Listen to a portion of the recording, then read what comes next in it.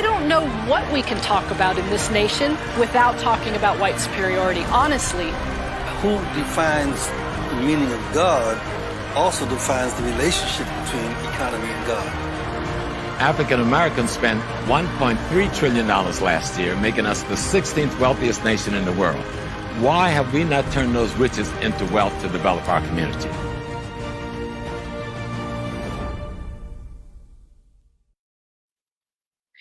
Peace, everyone. I am so happy to be here this afternoon on Sunday.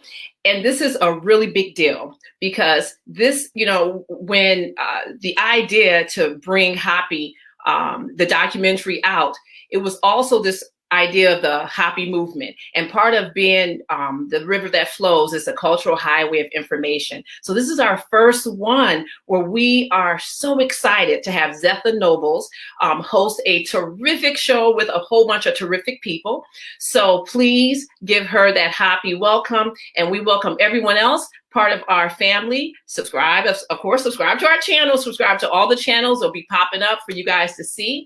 But thank you and have a beautiful show.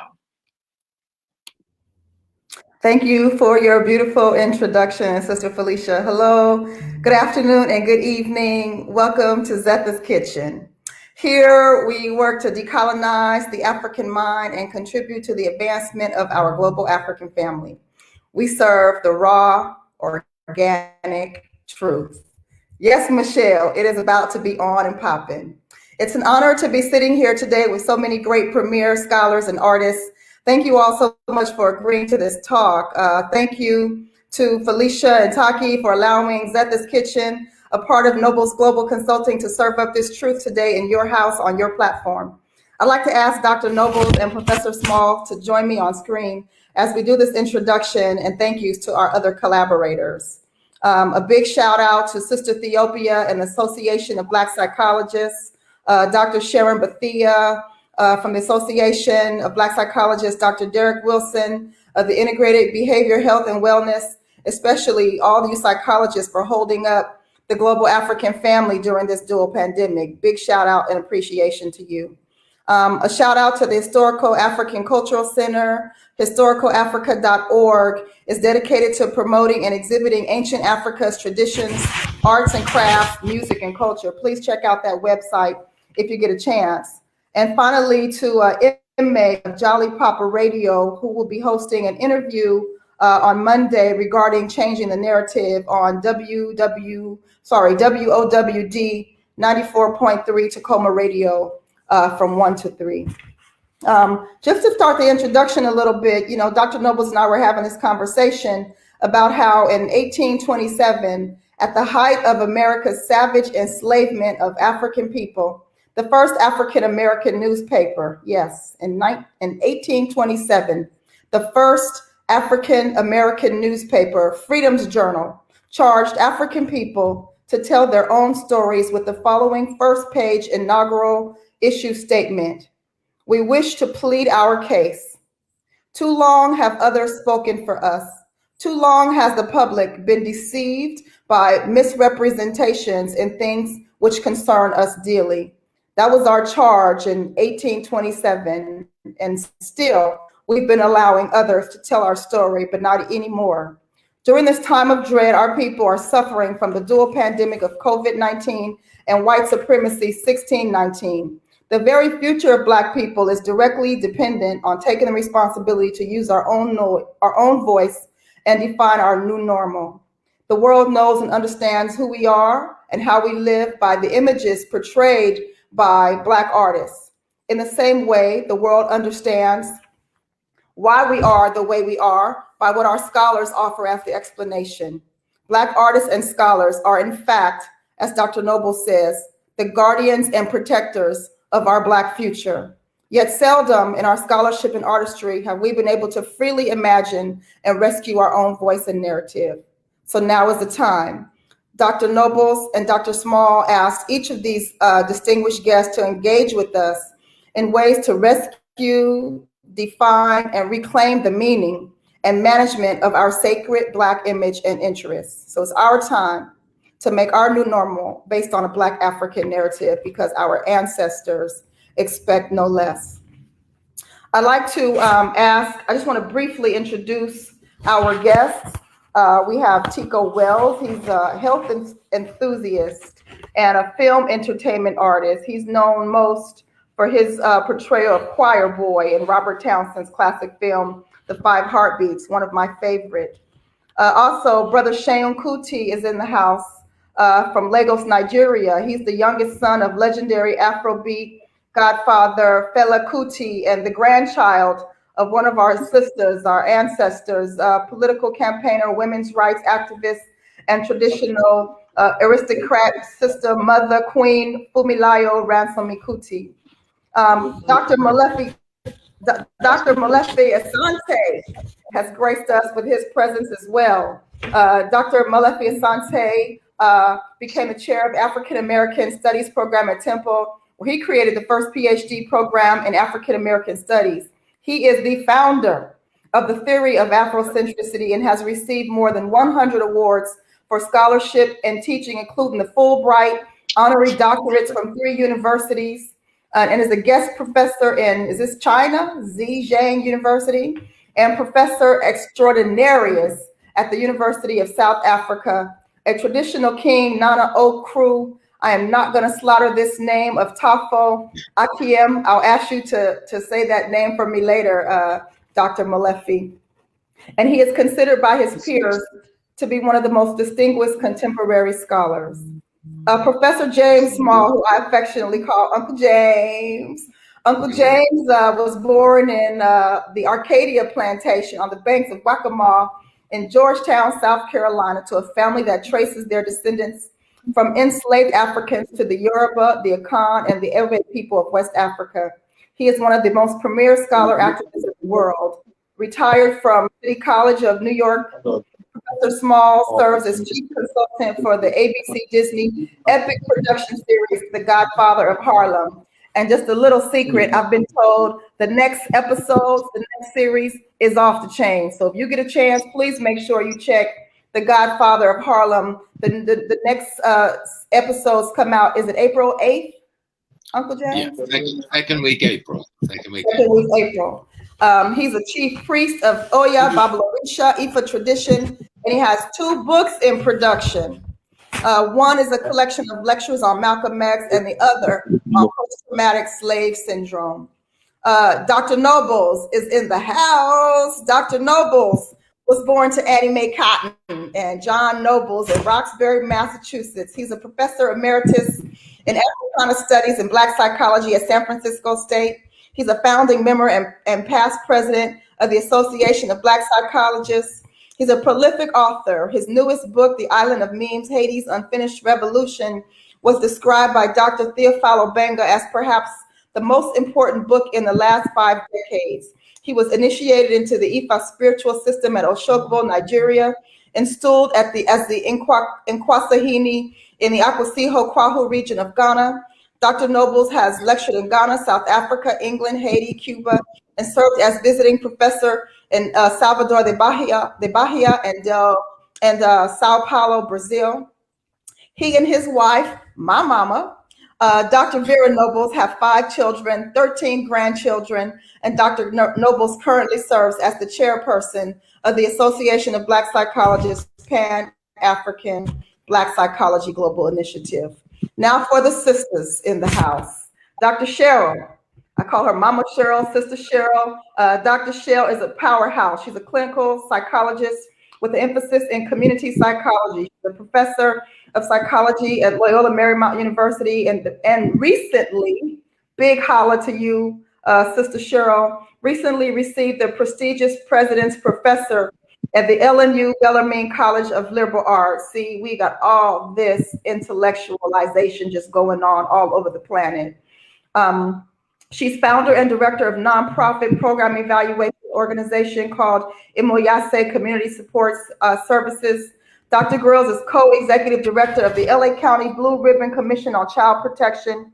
She currently works in the area of racial stress, focusing on training associated with racism, racial stress, implicit bias, and the development of the community-based self-help models to address the negative effects of racism on people of African ancestry in the US and globally.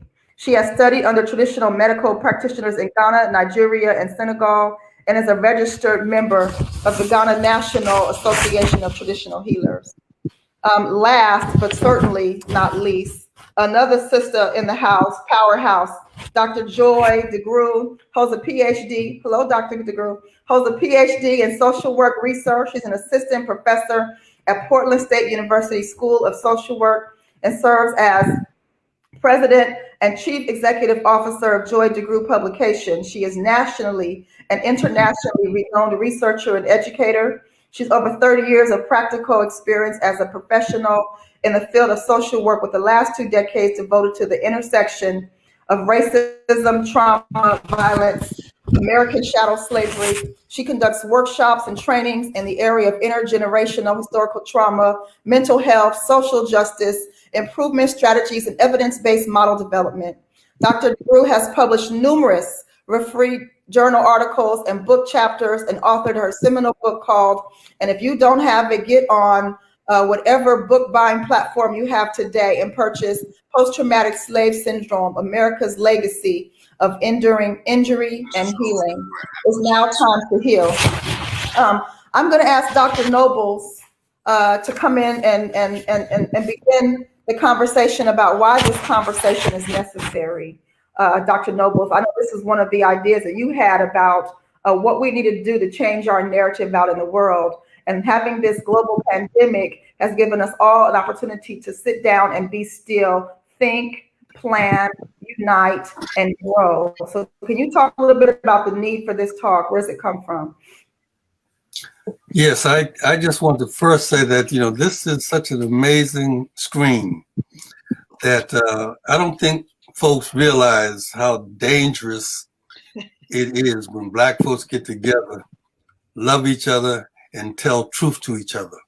And what we are doing here is important. We have talked individually about how do we disseminate information, how do we re-educate our communities. But the fact of the matter is that I believe today that the medium for educating our community is the medium of in the arts, the theater, the television, etc. And so we have to engage in a more deeper conversation for ourselves to clarify what's going on. I think the issue is fundamentally one of recognizing that we didn't just drop out the sky. That African people didn't just drop out the sky and all of a sudden we have this sense of being inferior. We have this sense of we can't do stuff. We have the sense of this awesome faith in white folks. We didn't just drop out the sky. The fact of the matter is that African people, like all living organisms, have a natural developmental trajectory. And our natural developmental trajectory was distorted or aborted by slavery and colonialism. And so we have to look at our path in the world and understand what did slavery and colonialism really do to our natural developmental trajectory. I think what it did primarily is it redefined what it means to be human for African people. There's a lot of historians that talk a lot about slavery and economics and that horrible period. But what our enslavement and its twin sister colonialism did was create us as chattel. It redefined us as chattel. And as chattel, we became the wretched. We became the denigrated. We became the demeaned. We became those that should be denied. And that becomes the source of a narrative. And we never think about this narrative, but narratives are important for us to look at because narratives and voice are really instruments that allow you to both describe and prescribe what is the proper human relationship. Let me say it again. Narratives and voice are the instruments that are used to both describe and prescribe what's the natural, normal human relationship. The Western grand narrative essentially defined us in a way that the whole world now operates from. It defines African people everywhere in the world as something less than. So our nation states become dysfunctional. Our culture inventions become first demeaned and then stolen and sold back to us as if it was someone else's invention. It is the narrative that makes sense out of reality. So as we talk today, I want all of us to think about how this narrative of white supremacy makes sense of reality by expressing us as the outcast. We're the unwanted. We're the not believed. And it forced us, I believe, it forced us as Black artists and as Black scholars to play a reactionary role in our developing what we do. It forced us to play out the white narrative in blackface. It forced us to play out the white narrative in blackface. It forced the white stories of blackface to be shared by our genius called artists in their conception and perception and demonstration of our lifestyles. It forced us as, in quote, scholars to engage in our craft with white thoughts in Black minds. We never critique the thoughts, the theories, the ideas that we are creating as simply the mirror image or the echo of white thinking. And so this question for us as scholars and as artists is to come together and try to honestly look at what have we created? What have we done in terms of the liberation of the global African world and the development of African communities everywhere with our mediums? Our medium is scholarship, thinking. Our medium is art, production. We actually have the power to create reality. And I've said in my earlier work as a scholar, as a Black psychologist, is that power is the ability to define reality and to have other people respond to your definition as if it were their own. Someone else has defined our reality. And our ancestors back when the first mass media of the educate our people said, we have to plead our own case. We have to tell our own story. We can't allow other people to define who we are, and we can't just simply take their philosophy without challenging it, without questioning. We can't just take their narrative without challenging it, and then go into our laboratories called the university, or our laboratories called the studio, and just simply create stuff without critically looking at the fact that we have mimicked, we have become I don't even know what the word to call what we are. Maybe Frankenstein. We have become the Frankensteins of white creation, and then we think that because we put rhythm into Frankenstein's sewn up body, we're achieving something. We have become Frankensteins in the intellectual community, and because we think that we can take a Greek thought and translate it into the practice of Black folks, we are genius. No, that time is over. We have to get and raise the question, what is African voice? Not as an echo. What is the African narrative? Not as the Blackanization of the Greek miracles. These are the tasks, it seems to me, that we have to challenge ourselves with, and to recognize that there was a time, we Africans existed at a time before there was time. I want you to resonate on that. Yeah. We as Africans existed at a time before there was time, and now we simply are falling behind some people, some humans that have probably a 35,000 year history. They're like kindergarten folk in terms of humanity, and we have to go back and say, how did we be? How did we be before the invasion of Europe and Arabs? How did we be before they begin to talk about this thing called colonialism? I'm gonna start with this. Colonialism technically means, the word colonialism technically means to rearrange. So we say we've been colonized, we've been enslaved. It literally means we've been rearranged. Well, if we've been rearranged, what was our arrangement before the rearrangement? Yes. How did we arrange the thing called humanity? I want to stop with that and get excited about the opportunity for us to have this exchange. But I will end by, we were rearranged by Right on. colonialism. Exactly, and that's why we need to have these conversations so we can rearrange ourselves. So the collective of this group is going to begin the conversation and push out there the need so everyone can understand that we have to arrange ourselves in the way that best prepares us to decolonize our minds and unite as a global African family. Professor narrative, Small, our own voice. in our own, thank you, in our own narrative and our own voice. Professor Smalls, I'd like you to talk a little bit about this vision and this charge that we have in front of us to reclaim our voice, to create a new narrative. Can you talk a little bit about that, which concerns us dearly, and imagine what a new normal for the life, living, and future elevation of our people may look like?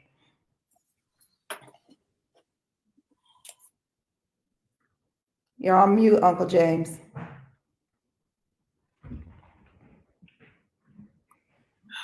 Our new normal has to be our old reality. So I'm going to start by reading a definition of culture by I.A. Akinjobin out of Nigeria. He said, in actual fact, culture consists of all the items in the life of a group of human beings, which make them to feel belonging to one another and distinct from any other group around them. It comprises their language, their religion, their dress, their social system, their economic system, their food, their leisure, their medicine, and their technology. And sometimes things in culture become obsolete and we must remove them when they're no longer useful and replace them with things that are more useful. The Europeans, during the cycle of colonialism, one of the tools that they brought to bear was the dismantling of the African cultural and spiritual system. They understood that military defeat did not defeat the African, we kept coming back. And so they said the only way we will defeat these people is to cut them off from their history, their culture, and their spiritual system. Now, that's our way of life. Every organism has a way of life. It has a relationship to the rest of nature. We have a certain relationship to the rest of nature, and that relationship is called our culture. And that thing we call our culture is also our educational system. And at the core of that educational system is the thing we call our spirituality or African sacred science. And it means how we relate to cosmology and ecology and create the harmony and balance that we call truth, justice, righteousness to be our daily affair. Right now, as Dr. Noble has said, and Dr. Noble, I don't call us Frankenstein, I'd rather refer to us as hologram of a pitiful imitation of us. Okay. Holograms of a pitiful imitation of us. Mm-hmm. Because what we see as the European is a coagulation of fragments from the periphery of the African spiritual and cultural system. Yes. But cutting us off from the knowledge of that system had caused this assumption that this thing is the only real existence of value. Right on. When we talk about where do we go from here, how do we build the new Africa and African world that we want to see?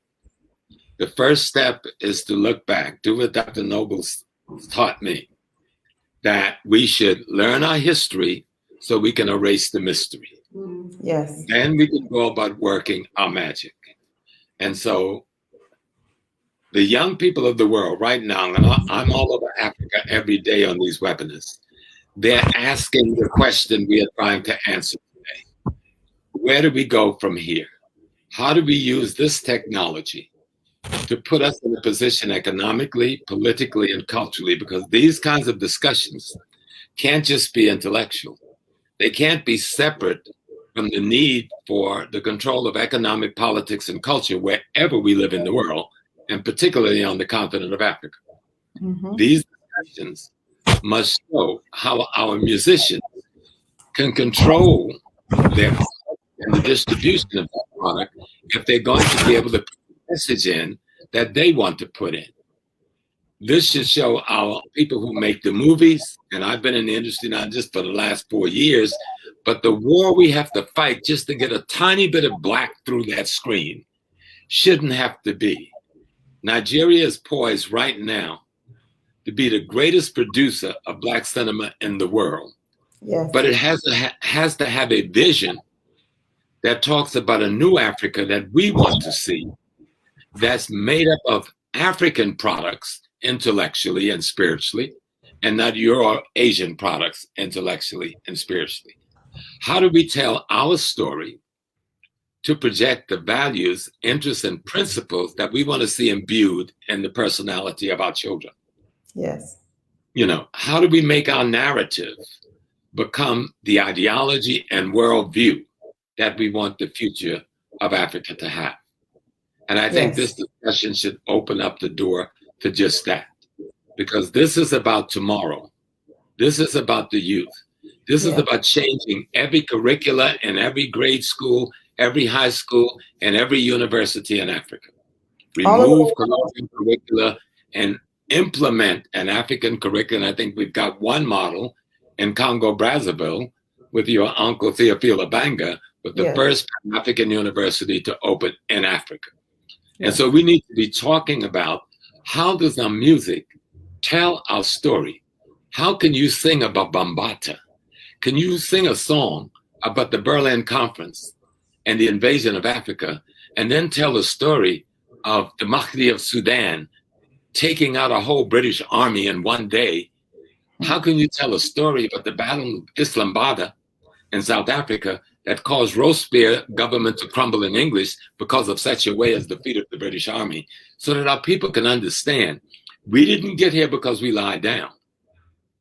Gun technology outdid us, but even then, the principle for which we fought, and then we come back to our beautiful Haiti, the Battle of Triple-Pierre, where Marie Jean and her husband pulled off a miracle against the French army that led to the defeat of France after that particular battle. So just to understand how we tell those stories, you know, how do we sing those stories? How do we sing those ballads to imbue principles and concepts in the minds of our youth so that they can build the Africa they want to see? Right on. So that's our responsibility here. That's one of the reasons why we're having this conversation. As you know, and I know, you know, all around the world, you know that the educational curriculums are infused with either American and British curriculum as the standard. And until that's changed, where we have our own curriculum models as the standard, we're going to keep perpetuating these lies and these falsehoods.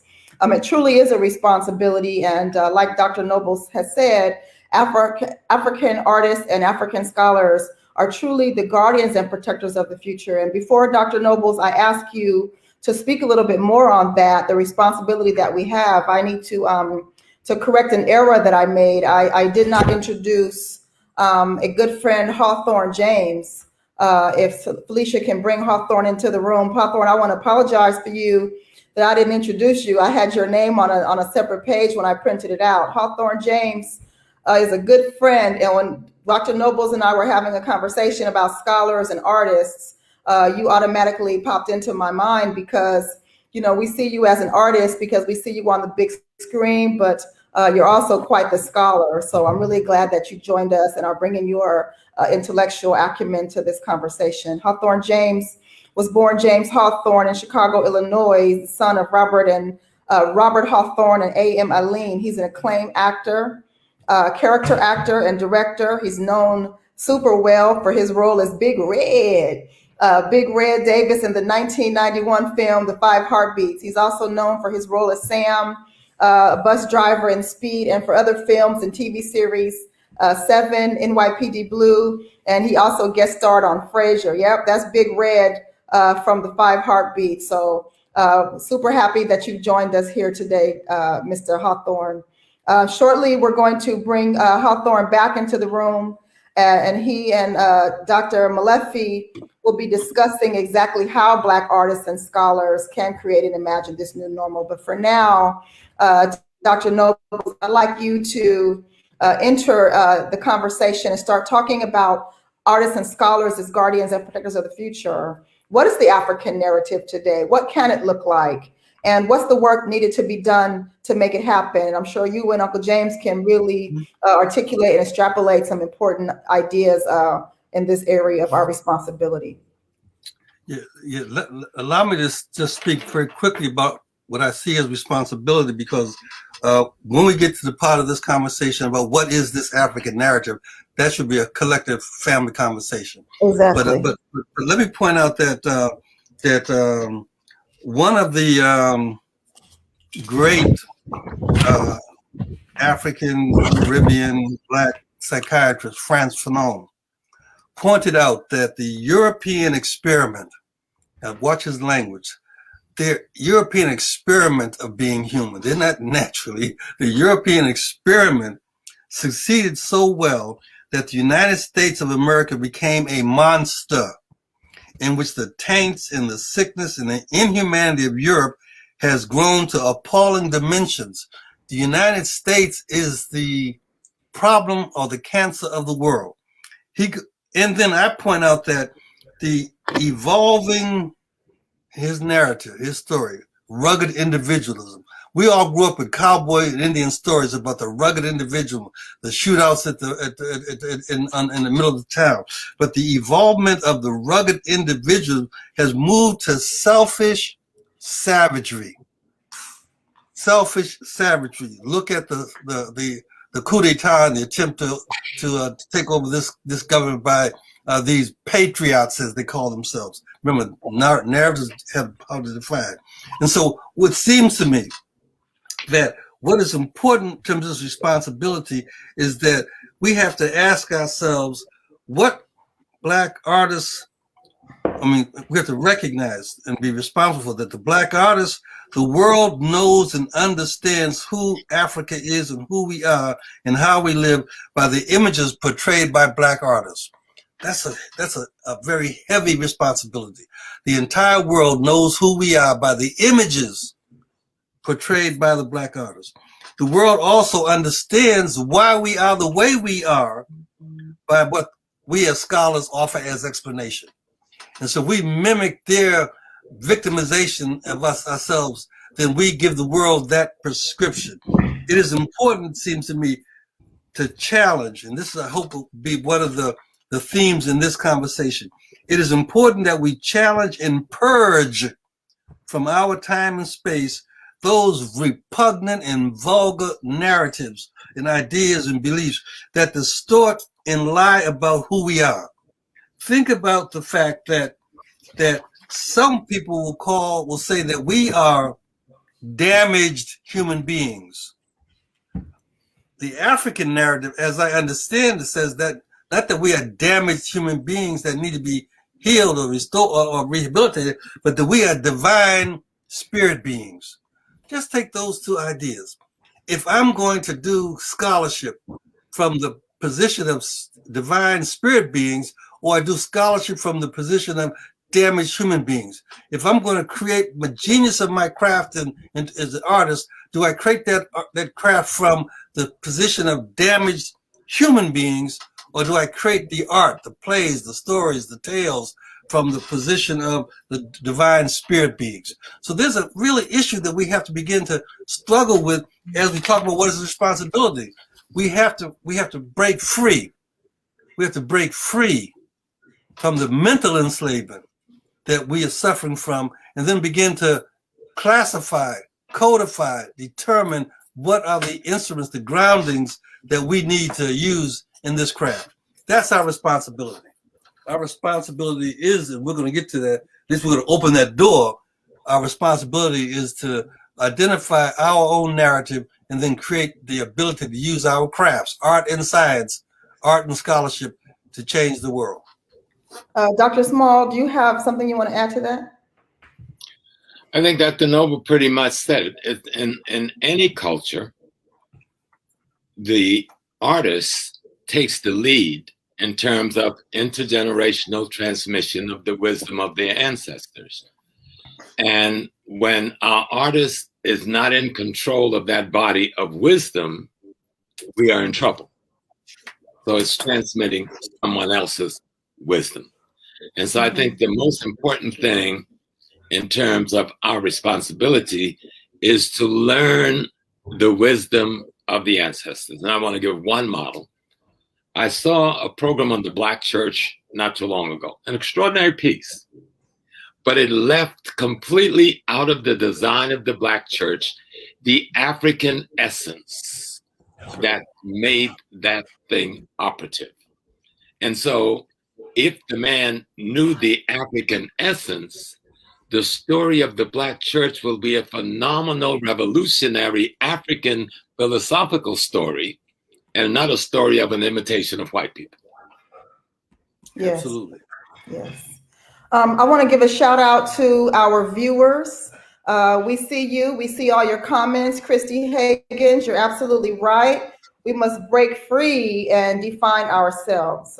Dr. Nobles, you spoke about this notion of creating and projecting our divine spirit rather than being a dysfunctional people, but the creation of a divine spirit. I'd like to ask Dr. Cheryl if Tico is in the house. I know he was in and out. Dr. Joy and Brother Seun Kuti to come into the conversation.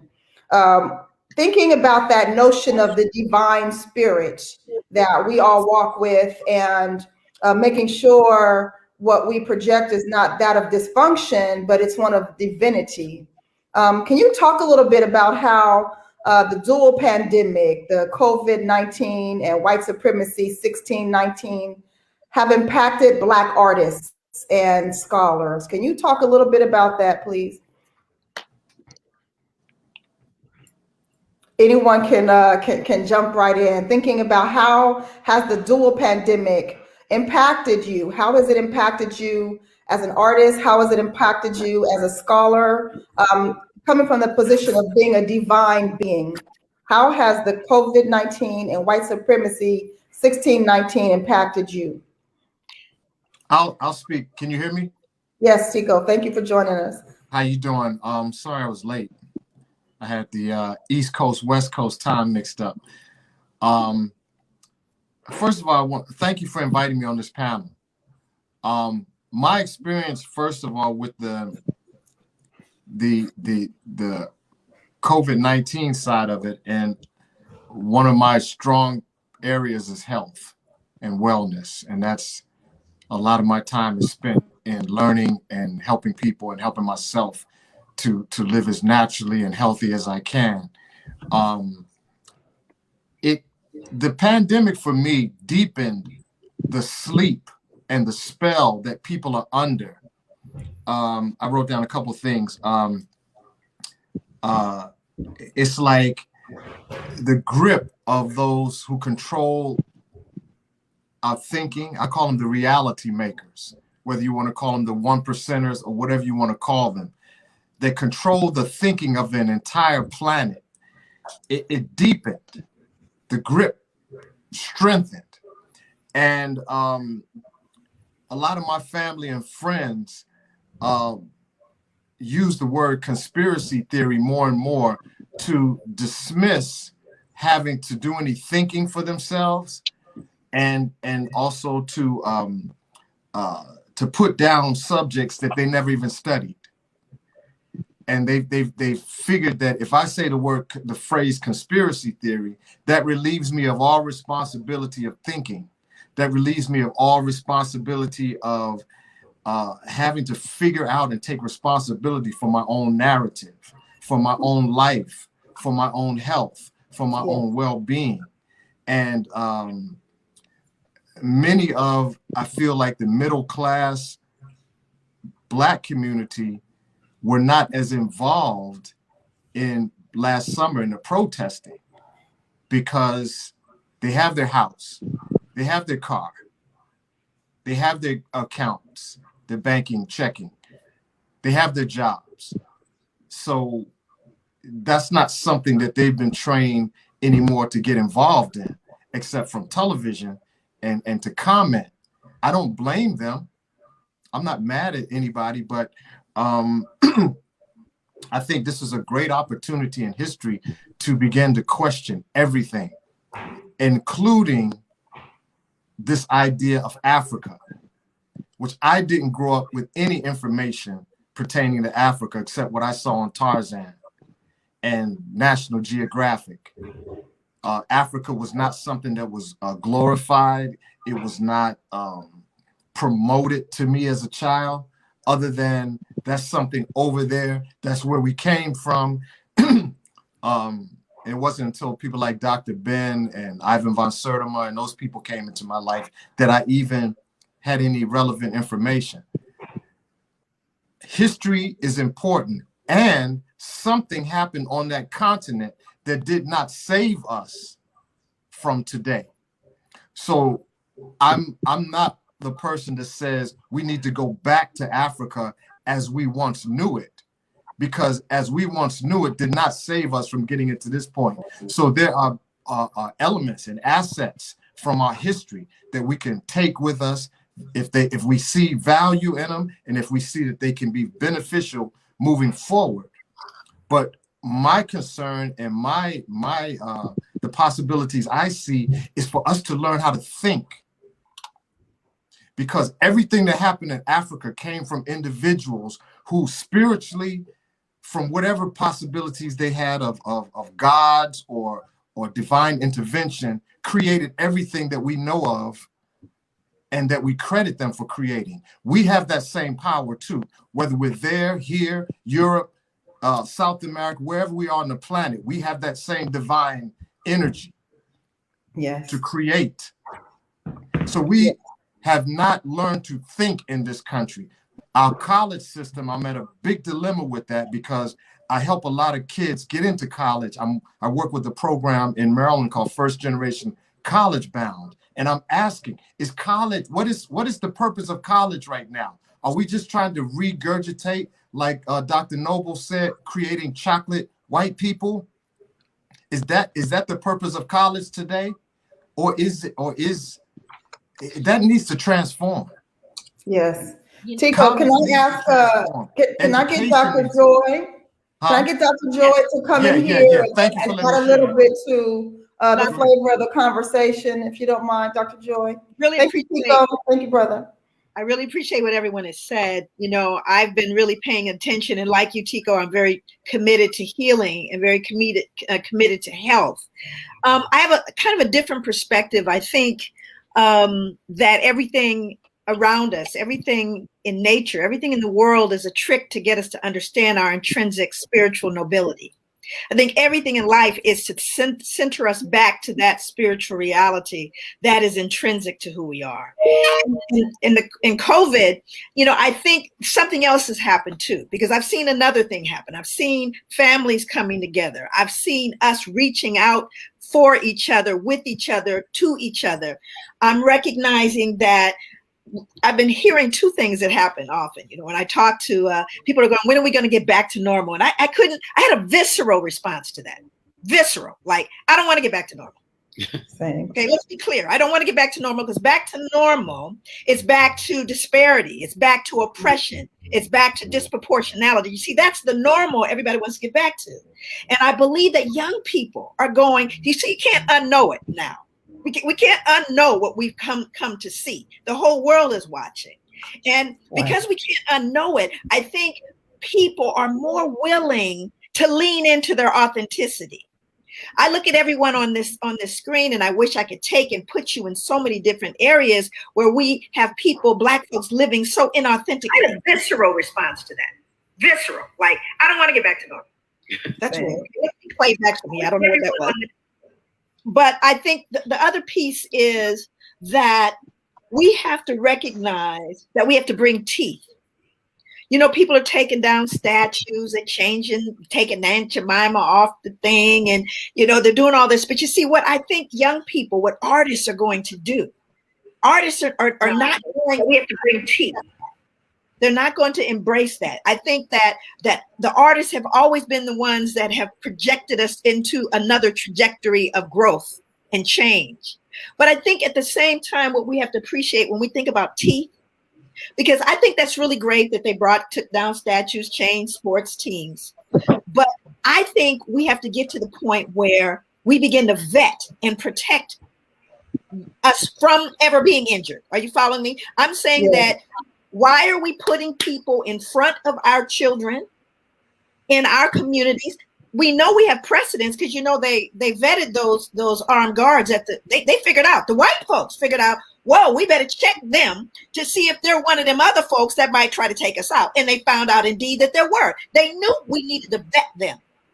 So why is it we're not vetting people who have historically harmed us? Why do we put teachers in front of our children that don't love our children? People who study us that don't love us. Why are we doing that? So the teeth to me where I am and where I believe people are is we're not going back. We're not going back. And so we have to start changing this trajectory to put teeth in it. And that's what I think young people and artists are going to do. They're going to show up as their full African selves. And they're going to insist that I'm not going to have my children experience what my grandparents experienced. You see what I'm saying? It has to be more than a symbolic gesture at this point. And so when I hear people, white people say, this is not America. Yes, it is. It's always been America. And what we have recognized and what young people and artists and scholars have recognized is here is the time. We're not going back. We're not. And so I think that is what's being projected.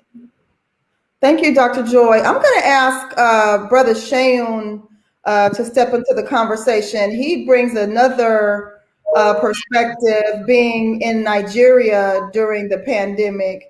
And, you know, we talk about the 1619 pandemic over here, but, you know, it was the ancestors and elders over there in Nigeria that they stole off the continent and brought over here to the Americas. And, you know, one thing that's really been important to me is uniting the global African family. And Seun, if you can speak a little bit about the pandemic, the dual pandemic, how it's affected Black artists over there on your end. Can you bring in some insight for us, please? Well, hello, everybody. I'm very honored to be on this panel today. With so many people that I've looked up to in my own life personally. You know, this is my first time meeting Baba Wade Nobles, you know, enough respect. I'm very happy to be, you know, in your presence as well. You know, and Professor Small, you know, very happy to be in your presence as well. Give thanks and respect. And Dr. Joy as well, you know, to follow your work on this end, and we're very grateful to be in your presence as well. I have some members of my organization, like in the flank here, trying to listen into this as well. So, you know, there's a little gathering. Well, so I don't take too much time. I've always seen our relationships with all institutions globally as African people as the same. You know, generally speaking, among Black communities, if you take us out of in the diaspora, if you take the Black community out of the larger community, our percentage of unemployment is generally looking like African percentage of unemployment. You know, the way African Americans, Africans in Europe are discriminated in housing is the same way we are homeless here in the motherland. The same way white banks don't give Black people loans in America and Europe is the same way so-called Black banks don't give us loans here in Africa neither. So it is important to us to also understand the way so-called racist police kills Black people is the same way our Black police kills us here. You know, I don't think any American has ever heard in the news that a white man was shot by the cops in Lagos for any reason. Don't think that white people don't act a fool here. They do, you know. You know, so anytime I engage in panels like this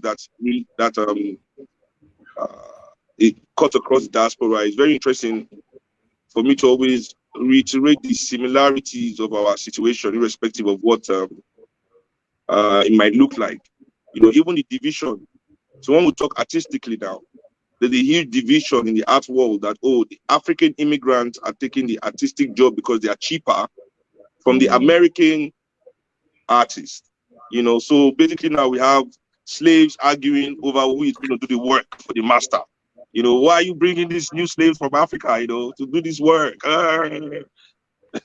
You know, and this kind of division in our artistic community goes back not just to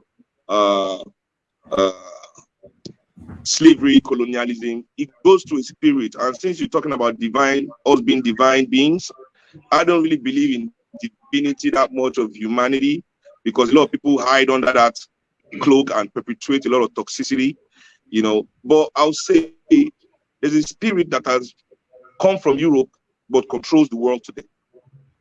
And that spirit, you know, existed everywhere but just had nothing, no power to validate it. So you come to Africa, they were there, the merchants, the, you know, people that value things over people, basically. And this spirit that values things over people is the spirit that controls the world today and controls the art of the world today. So yes, if as an African artist in the pandemic, your goal was to make your people wake up, right? I saw that more people were waking up. Yes, more people were waking up because they were not as distracted as before. But the system adjusts real quick to that. There's 1,000 challenges a day to get involved in. Now artists are giving out money for people to act a fool on the internet to their music. We all have to be engaged in these things, you know. So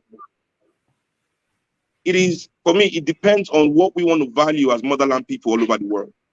You know, if as the so-called conscious community that we are, and we say, okay, fine, we want to dedicate our time to developing our people, we have to understand that there will always be African people all over the world who still value material things, who still value their connection with the status quo.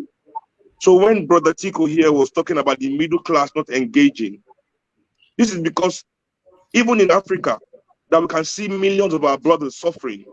The Nigerian middle class, instead of solving the problem of public education, would rather build private schools for their own children.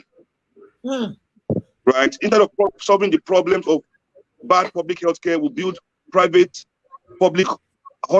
hospitals for themselves, and the ones that can afford it come to Europe and America for treatment, while mothers are dying in hospitals in Nigeria because they don't have drugs.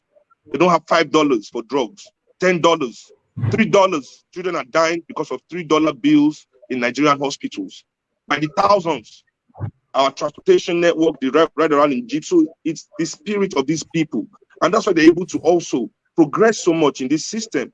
The more successful they are in the system is because they value those things over the majority of their people, as long as they can solve their own problem, how the system affects them. You know, I have my degree, I have my opportunity, I have my talent, you know, corporations will talk to me if I, you know, come forward, you know, I can, you know, say I'm black, but I'm still me, you know. So everybody is black, but everybody is still themselves when it's time to get that check, you know. Our trajectory of success doesn't really relate to having empathy for the larger situation of African people, you know, because that is the system. That is the system as is. You know, you want to be successful in this system today, musically, in banking. You know, I know we as scholars and artists, we have a lot of responsibility, because we influence people. We have soft power. You know, we have that power to take people along, but we're not the only ones that are culpable here. Because let me use my country, for example, when I talk to my bankers here, for example, that say, oh, well, we are not in government. So why is it our problem if people cannot get what they need in Nigeria? I said, but it is through your banks that the money is laundered out of this country. Without the active connivance of bankers in Africa, for example, how does African wealth leave Africa? You understand? Yes. Seun, I'm going to ask Sister Cheryl to come in and talk a little bit too about this dual pandemic, kind of piggybacking on some of the things that you said, especially because we recognize that colonialism and the enslavement of the African body and the African mind is the reason that we're all here, and the reason that the problems you're experiencing over there in Nigeria are the same problems that we're experiencing here. Like Dr. Noble said, it's just chocolate on white folk. And even though, we're talking about Africans, when they create those private schools, they're creating those private schools with British curriculum and American curriculum. They're not doing a traditional African or a traditional Yoruba curriculum for children. So Dr. Grills, if you can step in a little bit and kind of wrap up this conversation about how you see the dual pandemic affecting or impacting Black scholars and artists, please. Thank you. Yes. I have to say that I often wonder whether or not there was a divine schema. I don't wonder, I think there was a divine schema. It's not accidental that the COVID pandemic happened at the exact same time as the racial pandemic. They together opened a portal and presented us not with an additive effect of opportunity, but a synergistic effect of opportunity. COVID pandemic lessons for us are about what matters, right, in life. And the racial pandemic presented us with the opportunity to really come to terms with what we can no longer tolerate. And so when I think about the COVID pandemic, it reminds me and us about what matters to our well-being and our humanity as people. Right, and what matters is our connection. And COVID presented us with the challenge of not being able to have the connection that we so often took for granted and didn't nurture to the extent that we needed to be nurturing it. And so I think that those two pandemics basically jet propelled me on my journey of decolonization as a scholar. And when you talk about decolonization, it's a process whereby individuals, groups, and institutions divest from the colonial settler interests and ideologies. It works to center indigenous communities by unsettling and ending systems of power that erase, diminish, or valorize, the racist practices and projects. So it involves identifying colonial systems and structures and relationships and working to challenge those things, and doing all of this grounded in our own indigenous philosophies and knowledge systems. So I think that for Black scholars, and for me as a Black scholar, these pandemics have emboldened the voice and the critique of white-centered ways, for example, of doing research. The capacity to do so was always there for us, but it took outrage and real threat of annihilation under COVID that raised the volume to push back on the white academy that tries to tell everybody how to think, how to act, how to do research. The socially defined practice of research and scholarship, which is imposed upon us, decides what gets talked about, who gets to talk about it, what constitutes truth, who can be a knower, what is good and normal, what is an adverse condition, who and what are marginalized, and how one's relationships and interactions with others should be understood and negotiated. Mm-hmm. And so, it has emboldened us to say enough is enough, and we can do it our way. There's this thing, I think we're getting smarter about how to do that. Now, while I agree with Audre Lorde that one cannot use the master's tools to dismantle the master's house, I think on this journey of decolonialization, we can use the master's tools to weaken its foundation, right? Using the research tools and social sciences to expose disparities and disproportionality and racism and injustice, and most importantly, to expose the fault lines in the master's tools, the theory, the methods, the practices. So, there's this saying about empirical research, which is the gold standard. for the colonializers, right? And in that context of empirical research, we push back and say not everything that counts can be counted, and not everything that can be counted counts. And that when it comes to knowing, we're willing to challenge the idea that thinking of some methods as intrinsically better than others, despite the nature of the research task, is totally absurd. It's like asking what's more better, a banana or a wristwatch, right? You can't tell time with a banana, and I hope you don't try to eat your wristwatch. So to wrap this up, I just simply want to say that, to quote Professor, what's his name, Beatty at Howard, when we were at a meeting last year, the Black Family Summit held by the Institute of the Black World, he said that, Black culture and values are foundational to our work. And I think that the pandemics have re-centered us around that notion. But he also said that we have to understand that their mantra is nowhere near ours. I am because we are, right? Or Ubuntu and Ngabatu. Their mantra is, I am because you are not. Yes. Right? And so that worldview of white supremacy is a major contrast that has been placed before us. And so to be African people, something has to die. And what has to die for us as scholars, for me as a scholar, is the constant reference to whiteness and white culture and white methodologies. But the hard work is realizing when we're doing it, when we're not even conscious of doing it. And that takes a collective to help remind and tap each other on the shoulder. Hey, you're going into the sunken place. Let me pull you back out.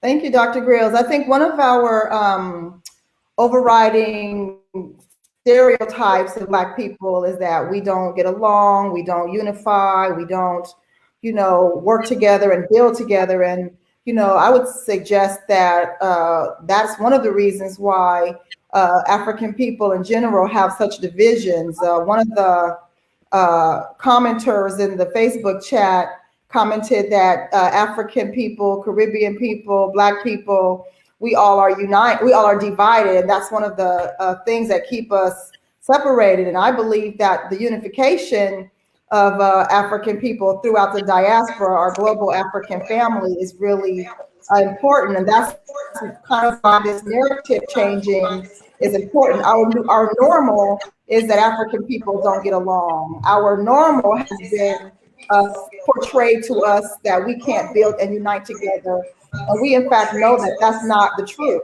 So part of the need for this narrative is to make sure we are aligning all of our genius, from the artists, from the scholars, to really show that this new narrative is about us creating and building together. I'm going to ask Sister Felicia to bring Dr. Molefi and Brother Hawthorne into the conversation. They're going to be talking about how can these Black artists and scholars create and imagine a Black new normal. And this idea comes from the fact that artists typically have different way of looking at things. Their brain, I jokingly say, their brain operates different on a different frequency from many other people, as do scholars and educators and engineers. We all have these gifts that we tend to tease out differently. So I'm going to ask Dr. Asante and Brother Hawthorne to kind of take over this discourse on how we can jointly create and imagine an authentic new normal. What does that look like? Hawthorne, if you can speak to that first, and then I'd ask Dr. Asante to come in and add to it.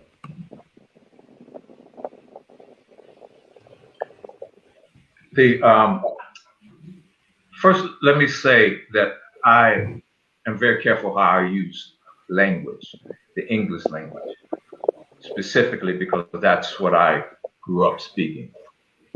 The best teachers I've ever had are those that taught me how to think for myself. I'm not one of these first generational college people. My grandparents, my parents, my older brothers and sisters all went to college, even though my grandparents, my grandmother wound up being a housekeeper. My grandfather wound up being a Pullman porter and then building cars. My mother wound up working for the government. My father, with his degrees in chemistry and math, wound up being a cab driver. But all these people taught me to think and taught me never to underestimate myself. I've been to the best universities that people say are the best universities in the world. I've turned down universities, turned down scholarships from the best universities, quote unquote. What you did when you introduced me, Zetha, was you called me less than. And it wasn't your fault. It was just something that you did, not knowing, by using the English language. You called me a character actor, which means less than. I'm not capable of leading a film. That's what that says. And that has come into vogue in the last 20 years or so. Arnold Schwarzenegger is a character actor because he only portrays one character. I'm an actor.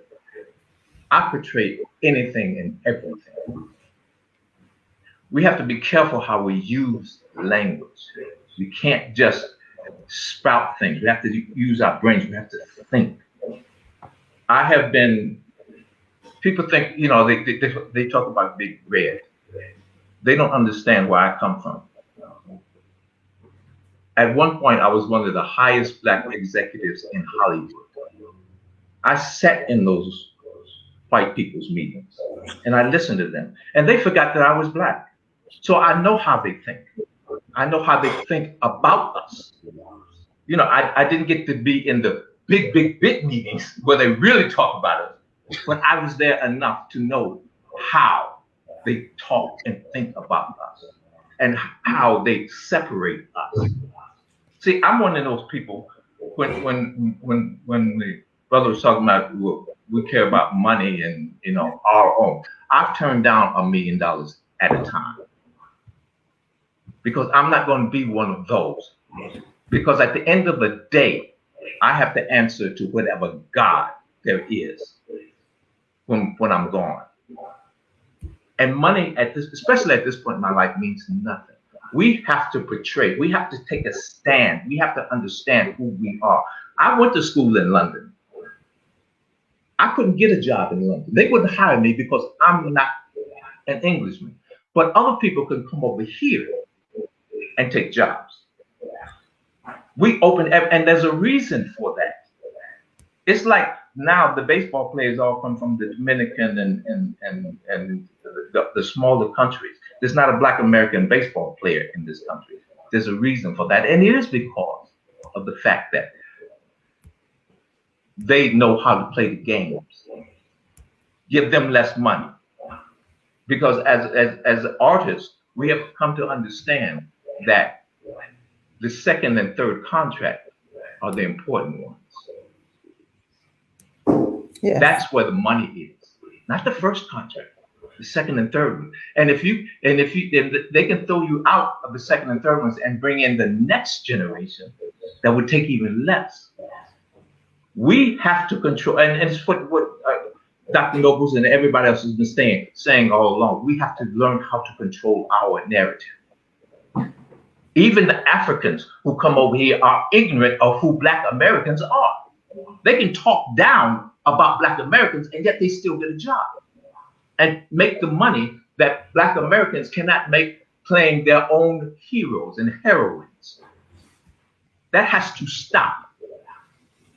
We cannot have Africans or anybody else coming over here educating us. We have to educate ourselves and know who we are, period. No ifs, ands, or buts about it. Until we do that and stop taking the money all the time. Now, I take the money. Yes, I take the money, but I'm very careful about how I take it. And we all have to do that, because when I turned down $1 million, my friends all said to me, "You must be crazy. Why did you take the money?" Because I tell you why I didn't take the money. Because if you take the money the first time, if you sell out that first time, how easy is it to sell out that second, that third, and that fourth time? Yes. I'm not doing it. Well, you know, we thank you for having so much integrity, Hawthorne. That's one of the reasons I think that, you know, I follow you and connected with you on multiple levels. You're absolutely right as far as the narrative. You know, we have to stand firm and not let money be the trigger which guide us. Thinking about, you know, the African and how Africans come over to America.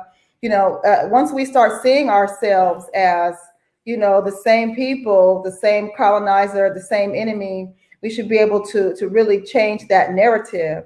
I was thinking about what some of the other artists were saying in regard to where we are now and how we define this new normal and creating the narrative. And I wanted to also apologize to you for that character reference and speaking to that with regard, but let me continue just one second. With regard to the narrative, that narrative about you is what's posted online. And I know you didn't write it. So you haven't even created your own narrative like so many of us. We have these narratives online. Tico and I had a conversation about that as well, because other people are creating your story online for you, and we have to completely take control of who we are and how we present ourselves to the world. And it cannot be boiled down to the dollar amount. And that's often what gets so many of us to sell out. You know, they flash dollars in front of us and we run behind it. Dr. Asante, I've been waiting to get you into this conversation about how you think scholars and artists can jointly create and imagine this Black new normal, and authentic Black new normal. Can you add on to some of what Hawthorne was saying and take the conversation from here? Hotel. I'm very happy to be here, and I want to just thank everybody. I mean, this is an incredible panel, and certainly Dr. Wade Nobles and Professor James Small and Professor Joy, Hawthorne, Cheryl, Seun, Tico, Zetha, you have put together a dynamic program. All these professors and artists, I mean, some of them I know and some of them I don't, but just being here and listening so far, I have been really inspired. Let me begin probably where I think Hawthorne made an interesting comment about what happens in terms of the use of language. The problem that I see in terms of our artists and in terms of our scholars as well, in terms of our people, in a Pan-African sense, because I am truly a Pan-African. I always tell people that I think I'm a quintessential African. Wherever I am in the African world, whether it's in Mobile, Alabama, or in Lagos, or in Johannesburg, or whether it's in Los Angeles, South Central, I'm an African, and I've always taken that identity. And I tell people that my name, Molefi Keti Asante, I got from Opoku Warrior II, who was the Asante Haney of Kumasi, of the Asante, in 1972. And I gave myself Molefi in solidarity with the South African struggle. This is the name that comes from the Suto people, which means the keeper of the traditions. And then I discovered in DNA that on my mitochondrial DNA side, it goes back to Sudan and to Nubia. And on my paternal side, the Y chromosome goes back to Yoruba and Nigeria. So I neither have I don't have a Yoruba name nor a Nubian name.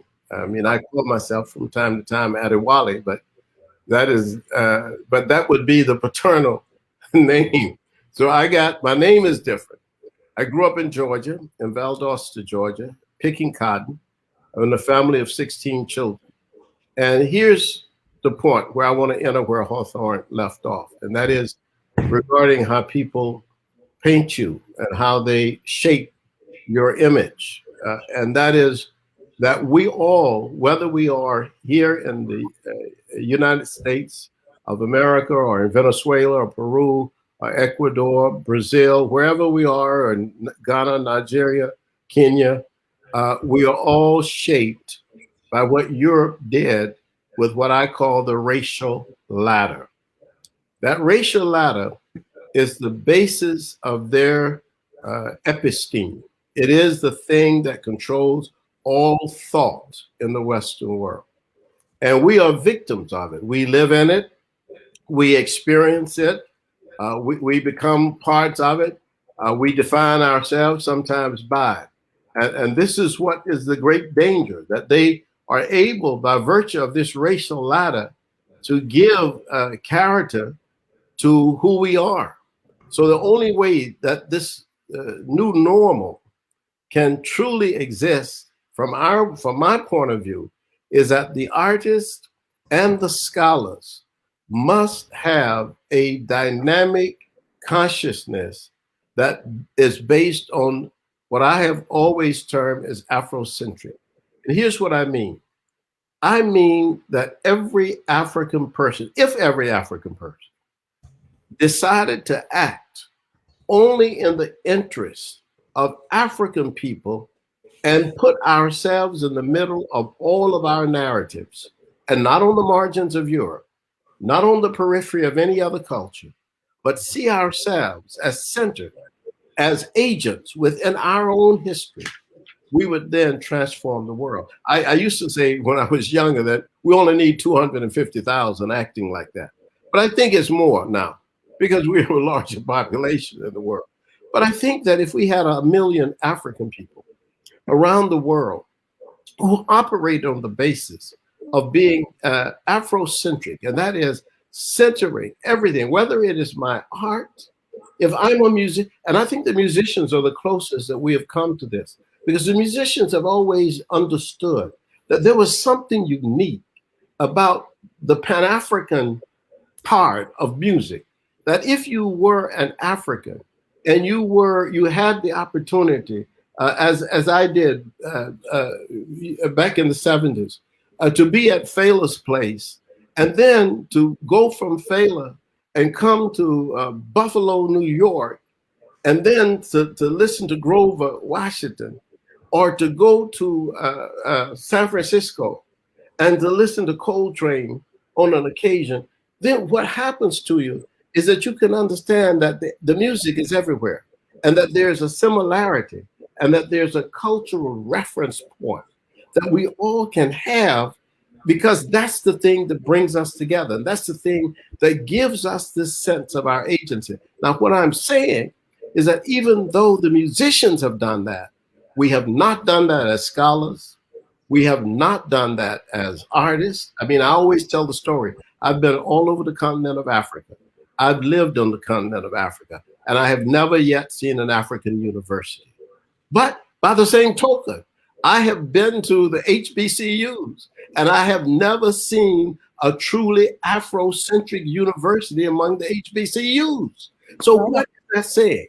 What that is saying is that that racial ladder that Europe created, where they have white people at the top, and they describe what those white people are. They are this, this, this.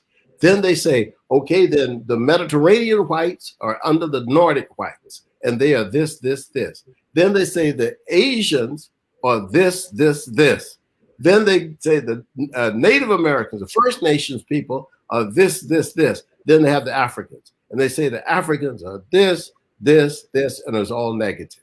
Yes. That's the ladder that's in the minds of people. And this is why police shoot black men and women, is because for them, this less than that that brother Dr. Noble spoke about earlier, it's the thing that is defining. We are less than in their minds, but we are also less than in some of our own minds. Yes. And part of the creating the new normal is to start with a new sense of reality. And my newest book is being called Humans Being Human. Here's the thing. Let me tell you this. You know this. As far as I'm concerned, this is the way it is. I mean, people can have other myths. But as far as I'm concerned, there's only one human race. And in fact, before 70,000 years ago, everybody in the world was black. There was nobody else. Black people hadn't left. We hadn't left the continent of Africa. And if Homo sapiens started in Africa, and civilization started in Africa, and people didn't leave Africa, Homo sapiens didn't leave Africa 70,000 years ago, then 2/3 of the time of humanity was spent in Africa. Yeah. So now here's the problem. When we see after a break in the Europeans, wherever they develop and however they develop, with whatever attitudes they develop because of climate or weather or whatever it was, then when we see them in the 14th and the 15th and 16th century, then there's a problem. And the problem is that they began this definition of this racial ladder. So what I am saying is that my intention, my life goal is to break through this racial ladder. We can't even, I don't even like to get into a discussion of the race paradigm. Because if you get into a discussion of the race paradigm, I did it before, I did it for a long time. I even wrote a book called Erasing Racism. You know what I mean? But no, that's not the issue. That's why they all say now. They say, you know what, race doesn't exist. What they're saying is biologically it doesn't exist. So if it doesn't exist, where does racism come from? And why do we participate in this notion of this racial paradigm? My idea is to bring down the racial ladder. There is no way that we can allow Europeans to have a perception of Black people that's based on something that's invisible now, because they don't teach it. It's already ingrained. It's emblazoned even in our own children, it's emblazoned in them. And so when we see this, then we have to ask ourselves a question. If we're going to create the new normal, we have to understand that our liberation has not yet come. And that is not just more education, it's not more economics. We need artists to lead. We need musicians who have done well, but to lead more. And the best way to envision ourselves is to envision ourselves as moral and aesthetic leaders of the world. And if we destroy this racial ladder, we will go a long way toward creating a new episteme. And I think that is what I wanted to say just right now. I got many other things to say, but I don't want to take more time. But truly, this is a marvelous program, and I appreciate Zetha for inviting me. Well, I don't think we could have done this conversation without the power of your words. So I'm truly grateful to you for joining us, as well as Hawthorne. Just thinking about that racial ladder, African Americans in all categories, in everything, have always sadly been placed on the lower rungs of that racial ladder. And until we are the ones who create our new normal, until we're the ones that create our narrative, until our artists stand for something and our scholars create those universities. I know Dr. Obenga just recently opened the first Pan-African University in the Congo, so we're all excited about that. I'm looking to teach there anyway. But in the meantime, it really is up to us to become the moral and aesthetic leaders, and as we take on that role, the narrative changes. And that 250,000 Africans, we need to move it to 100 million Africans who all have the moral imperative to change this rung that we fall on the ladder in creating our own narrative. Right. Next, I'm going to do something that is going to be a little bit interesting after I do a shout out really quickly to our viewers on Facebook, and a shout out to YouTube land, where I know we have lots of viewers, and we appreciate your comments and your commentaries. Thank you for keeping the flow of the conversation going out there in the Facebook world and the YouTube world. A big shout out to Sharon, Bethia, and Derek for helping us, and Sister Felicia for helping the conversation go. At this point, I'm going to try to facilitate the facilitation of this conversation next with between Dr. Nobles and Professor Small. We're going to ask all of the guests to come back into the room.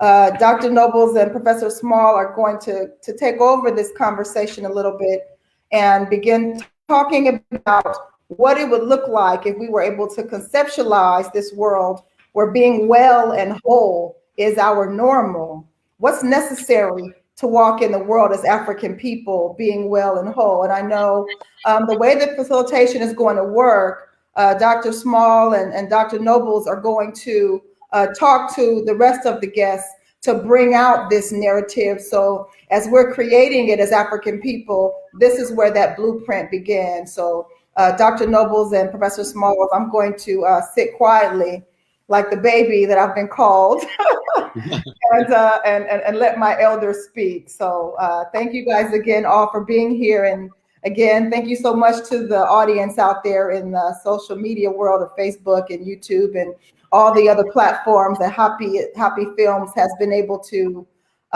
reach to. And if you haven't had a chance to see HAPI Film, like it on YouTube and make sure you check out all of the different programs that they have going on out there. Dr. Nobles, Professor Smalls. My elder, may you let me address first? Is that okay? Thank you, sir. I have to unmute myself so I can say yes to you. I'm elder to change by 2 minutes. Okay. Please go ahead. Yes, and having listened to all this beautiful African energy, male and female, and I've been trying to think about this narrative. You see, we keep talking about creating something that's already created that we just don't know about. Right. The Ewe people of Togo and Ghana, when they refer to divinity, they use the word Sogbe Lisa. Sogbe Lisa means the totality of creation as the divine, including us. I have yet to find an African culture that doesn't mean the same thing when they talk about the divine or what we call the divine. And let me break that down. If we go all the way to ancient Kemet, we see all of this stuff about stars and moons and constellations and mathematics and geometry and astronomy and astrology. What the heck are they talking about? And what they're talking about is our place in the universe.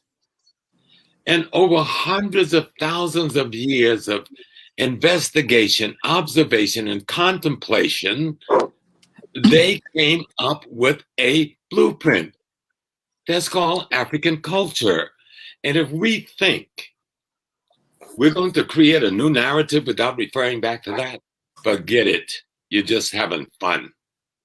Okay? If we think we can build a new African world without referring back to the world as Africans ancestrally saw it, you're just playing with yourself. Our ancestors have left us a formula. They have left us a blueprint. Now we may have to, as one of our younger brothers said earlier, we may have to drop some of that because they may not be useful for today. But I guarantee you most of it will allow us to innovate to meet the challenges that we are faced with today. But there's no way you're going to build a car without a notion of what a car is. There's no way you're going to fly a plane without a notion of what a plane is. And so this concept that we're looking for is already in place. Our culture, let's throw the word Africa out for a minute. Just throw the word out. Whatever our means, that culture is the culture of the universe itself. You know, when someone says, "Oh, God creates," how can God create without the womb of a woman and the sperm of a man? So you're not separate from what we call the divine. You're an aspect of it. You're that aspect of it that creates. So our ancestors knew these things, and they took the laws of nature and the laws of cosmology and create the laws of society. And if we could just spin back to our musicians in the 18th century, there was two avenues that white dominance, destruction, and death. I don't call it white supremacy because they're not supreme to anything. White domination, destruction, and death in the United States allowed us two avenues to express our African selves. One was through religious institution, which we call the church, and the other was through music. When John Coltrane is on that horn, he's having a conversation, and much of the methodology he's using is linguistically African. Check it out, and you'll see the inflections and the intentions. He's speaking in African language, and he's being responded to. You can go to Africa today, and they can play a drum that speaks the actual language. All right? We didn't leave that in Africa. We brought it here. And we hid it in the music and the church and forgot what we hid and where we hid it. And in order to understand what we hid and where we hid it, we've got to go back and study what it was before we had to hide it. So that's the point I want to bring into play. When we talk about creating the narrative is already created. We've got to modify it given the circumstances and conditions we find ourselves in. But we've got to learn it in order to modify it. So we have to learn the culture, learn the history, modify it so it applies to us today, honor and appreciate that which we are connected to, and start building towards the changing of what we've been dealing with since 1619. Dr. Nobles? Yes, I think that I hope and pray that this kind of conversation continues. That this is not a show. This is not a movement. This is a movement of our intellectual trajectory. And I use intellectual to include both scholar and artist. And I'd like to spin off on James's notion of we're not creating a new narrative. We are rescuing and refining what we brought to the world as divine human beings. I want to suggest that we also take the responsibility for naming what we do, because in the naming of it, you capture its nature and you give permanency to its history. The idea of an oath is something I want us to contemplate. I would suggest that the Black African artists and scholars take an oath. And the oath would be that we declare that the fundamental task and challenge of the African-centered scholar and artist is to defend and promote the interest and image of Africa and Africa's children, wherever they are, by understanding the past, the present, the future of our story. We need to know that story, as James talking about in terms of our past. We need to know how that story has been refined, in some places mutated by the present. We need to know that story by imagining what it should be going forward in the future. I have tried to boldly declare that the narrative that we've been infected by, I'm using that language as Hawthorne suggests very carefully. The narrative that we have been infected by is called a Western Grand Narrative. It is a Greco-Roman, Judeo-Christian, Arabic story. And you see it in their biblical teaching, you see it in their art, you see it in their scholarship. I want to offer an African grand narrative that I'm calling gingerly a Kemetic, Nubian, Bantu, Congo narrative. Now, what is that story that Kemet, Nubia, the Bantu, Congo left us that we now can rescue? And it seems to me that narrative, that Kemet, Nubian, Bantu, Congo narrative, says something about our mindscape that is for me the rooting stock for our narrative going forward. It's an intellectual mindscape like landscape. What are the contours and the the construction of how we think. As Tico was talking about, we have to think about these things in a very deep way. I suggest that the components of our mindscape, an emphasis on we, no more me, an emphasis on we be. Think about that for a moment. We be. If we don't be, nothing else be. We can't contemplate, we can't create, we can't do nothing if we don't first be.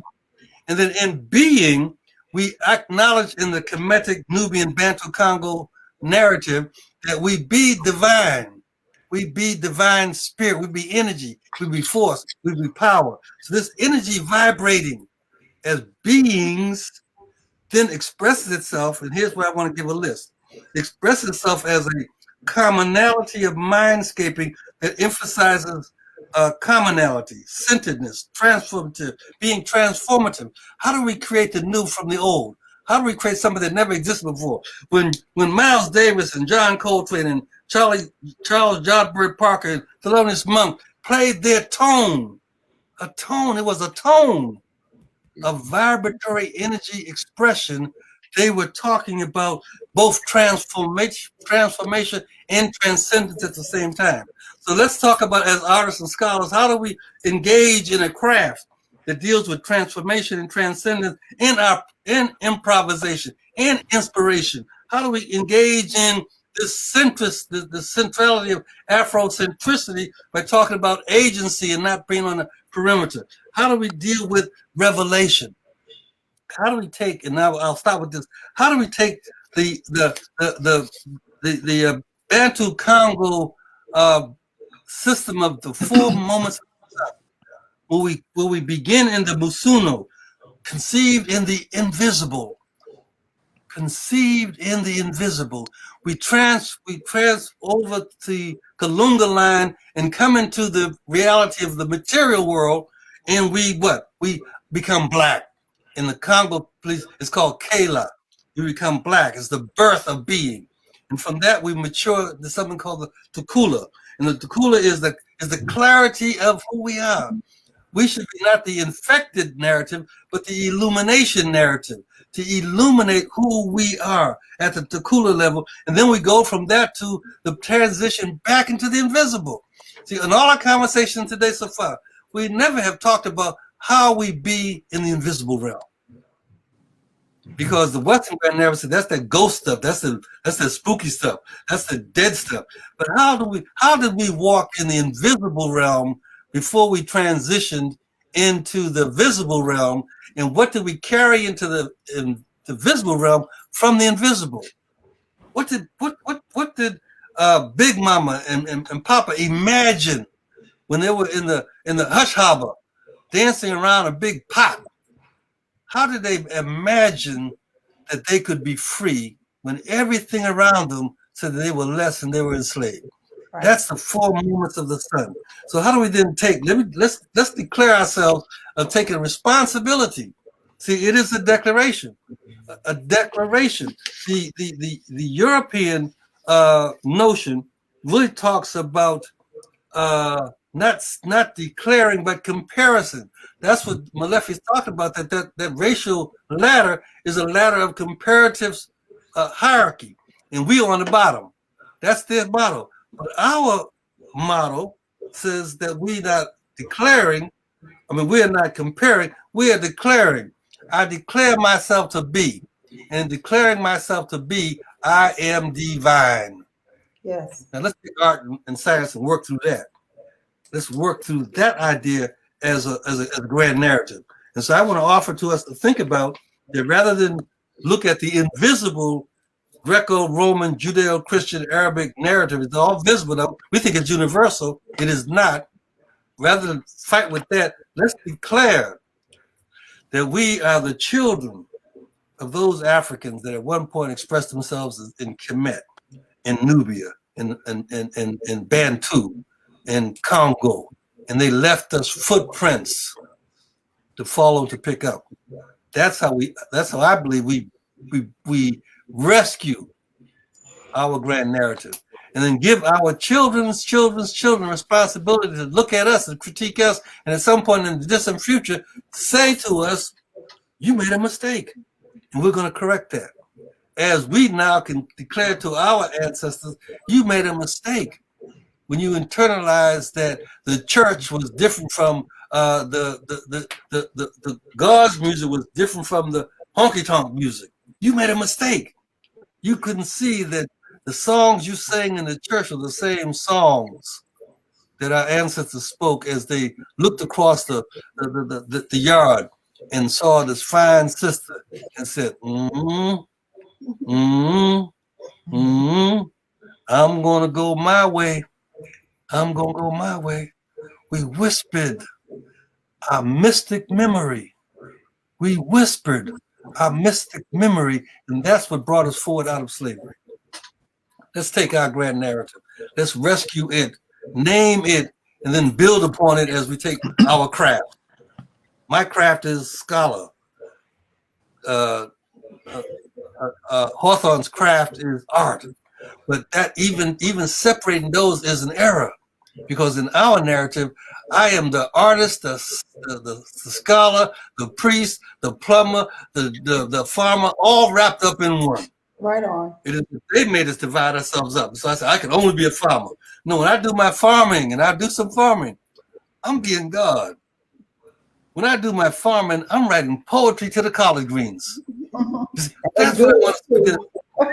Back our narrative. I think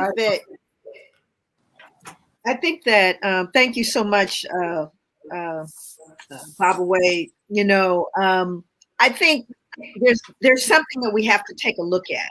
One, I'm looking at the screen. I heard this brother speaking to us about his experience in Africa in that space. We need to bring, and I really feel like it's important. I've spent a lot of years on this, but we're passing the baton to someone. And it's that audience of people that we need to become part of this conversation because they're not present here. And what I mean by that is that we have to be intentional about how we are passing this information along and to be able to listen to them, to listen to those voices. I heard this brother talking about something going on in Africa, because you see, Africa, it has another thing, and materialism has poisoned, born originally in Europe, has poisoned everything. And we are, before you can really give somebody that real deep spiritual food that you're talking about, Wade, before you can do that, if they're hungry, you have to feed them so that they can think and hear. So there's some practical aspects of this that I think become very important. I work on the ground. I work, hands-on with folks. And these are people that are saying, that don't have this information, that are hurting, that are angry, we got parents in the house scared of their own children. These are the realities that are facing us. So we have to be able to fold this information as elders into a way that people can consume it. Because I'm telling you, this rich conversation we're having here, we need to bring, the one thing I saw when I was particularly in Ghana was a transference of knowledge intentionally, whether it were people who were artists or craftsmen going to the wood village, you're seeing the transfer of knowledge. And we got to get back to that part, because there's a conversation nobody's hearing. They're not in this conversation. I had a young brother say to me, I ain't no African. I ain't no African, right? And I totally get why he was there. You know what did Africa ever do for me? No, absolutely no knowledge of who he was. And so for me to work with him, I had to find out what was wounded, where I could extricate that doubt, because I know that he feels me. Because the one thing I know developmentally is our children feel it faster than any child. Our children can read you at 4. Yes. They can read your behavior. They can read your motivation, and their hearts get broken. And I wanted to say also, I'm not certain who said it, but when I talked about vetting people before we put them in front of our children or these people that come into our communities, Some of those people look just like us. Okay, they look just like us. Be clear. And so we have to begin to be able to transmit this rich tapestry of knowledge, past, present, and future, to the generation that's going to hit the tape, because Joy ain't hitting the tape. I'm not going to hit the tape. But I'm not going to be one of those people that drop the baton. I'm not. I'm going to get it into the right hands. And that's where this conversation has to go, right into the hands of those who are going to be hitting the tape in this race. And it concerns me. It concerns me when I hear about, the kidnapping of the girls and all the stuff that's been happening. We gotta face that up front and personal. We got to deal with our own house, and we have to understand we are a we. If we're a we, then everything that's going on in Africa is not foreign to me. Right. And yet, as an African American, what we have to give and bring is phenomenal to Africa, and vice versa. Are you following me? Yeah, so I think that there's that piece that I think that somehow gets missed. That it is a we, which means that we both areas, both people, Black people, all dispersed throughout the diaspora, have something to lend to this process of changing a continuous upward trajectory. Yes. I just wanted to, if I could, I just want to really reinforce that, because I think that is a powerful statement. And it's a powerful statement because on the ground where I work, that's what I see. And I think, Sister Joy, you're right. You're right on. You're right on the Monday. And I want to say that the grand narrative that Baba Wade spoke about and that Baba Small spoke about, I think that grand narrative has to be taught. People need to know. This is why I used to say, and I said it years ago in Afrocentricity, that consciousness precedes unity. We can't just assume that people will know. We know, we understand the beautiful Kemetic, Nubian, Bantu, Congo view, but the masses of our people don't get it.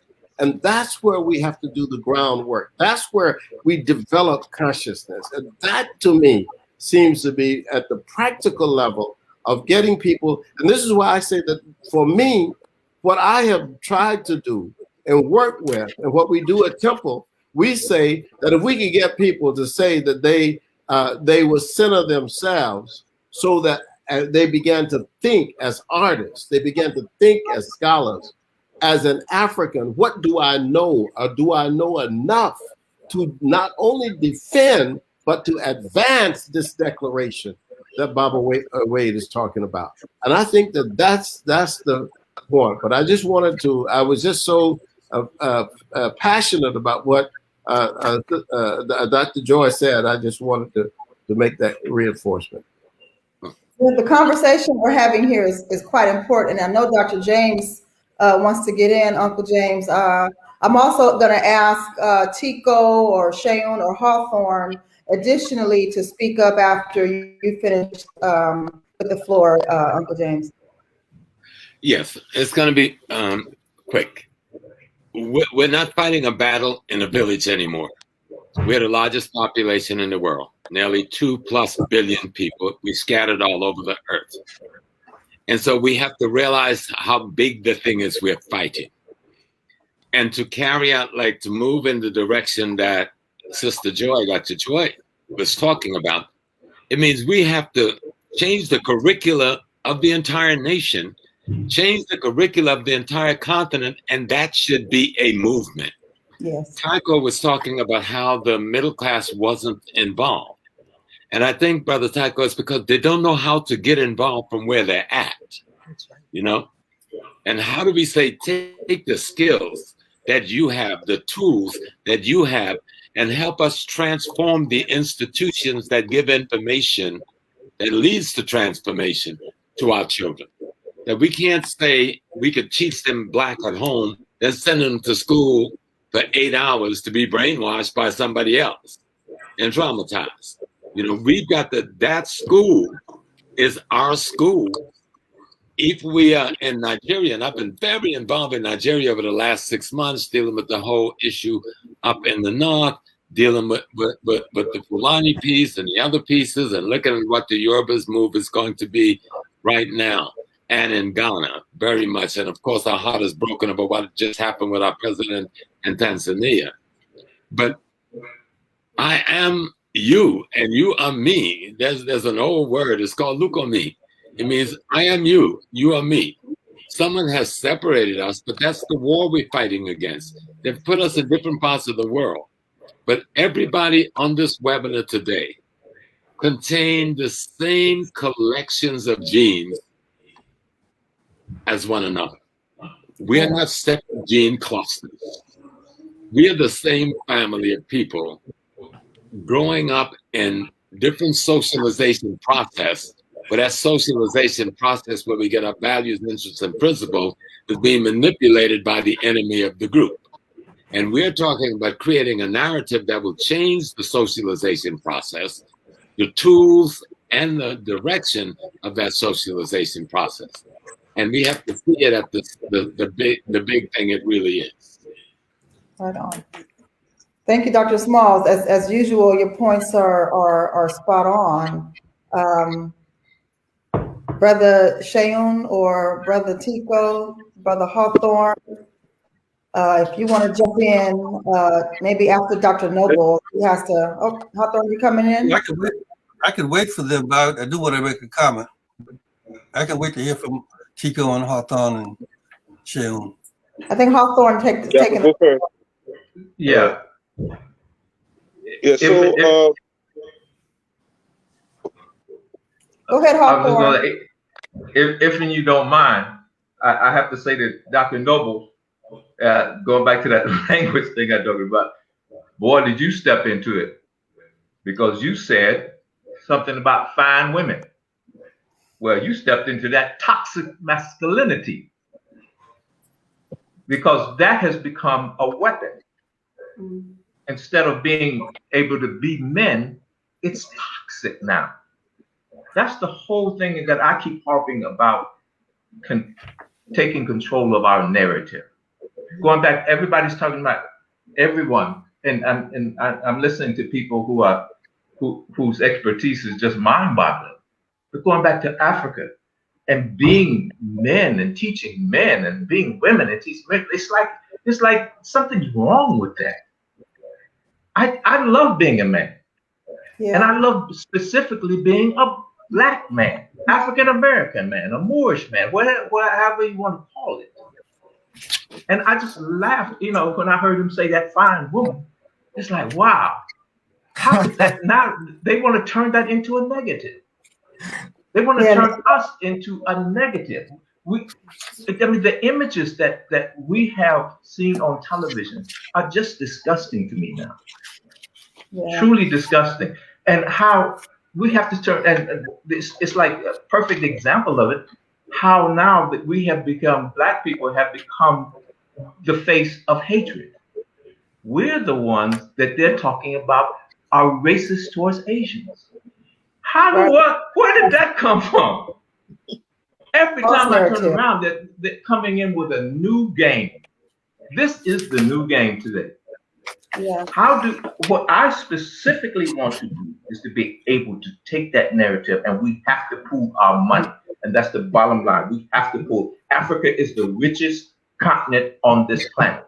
When I was in Africa, I listened to these guys, and I found out recently, within the last year, that they were CIA agents, white guys. And they talked about, they were laughing and joking. I mean, they said, things like building a mile of road in Africa. A mile of road, and I don't have the exact numbers, I don't remember, but let's say building a mile of road in the US would cost $200,000. In Africa, they were charging $2 million because they knew they could get away with it. Yeah. And they talked about that in front of me because I was an African American as opposed to an African. We have to stop putting ourselves in that condition that we, like everybody's been saying, that we separate each other. We really are one people. And we have to come to understand that But my concern all the time, and I will say it, and I don't take it lightly, I, as an African American man, have to get my house together first before I can put anybody else's house in order. I can say to you that, why don't you clean up your pile of dung in your yard? Because it's a big pile, but in my yard, I got a small pile. I have to clean up my small pile first before I can tell my neighbor how to clean up theirs. Right on. I think this is one of the points of this conversation too, that we all are working together to make sure our pile is clean. So again, thank you all for participating in the conversation. Tico, you're smiling. I think you have something to add. You know, one of my concerns about coming on a panel like this, for my ego was great, because I'm like, oh wow, they're inviting me with all these amazing minds and scholars and beautiful people. But that each one of us could do a 5-hour dissertation on our own. And before I go any further, Dr. Joy, how do you pronounce your last name? DeGruy. DeGruy, thank you. I think I was maybe one of the people who was going to say Dr. Joy because I didn't know the correct pronunciation. Thank you. It's not my real name anyway, so. And I enjoy your work, by the way. Has anyone heard of the name Leos or Scipios Africanus? Yes.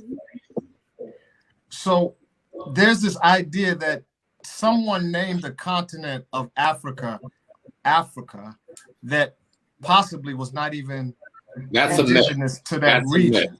That's a myth. No historical foundation to it at all, and that's not where the name came from. Where did the name come from? Do you know? It came from one ethnic group of Africans that lived in what we now call Algeria and Tunisia. Their ethnic name or tribal name was the Afriye. They were Afri. That ka that gets into the language is the Roman acronym for land. They were going to Afri land because we get it from their literature. They were going to Afri land where the Marouche, the blacks, lived when we deal with language.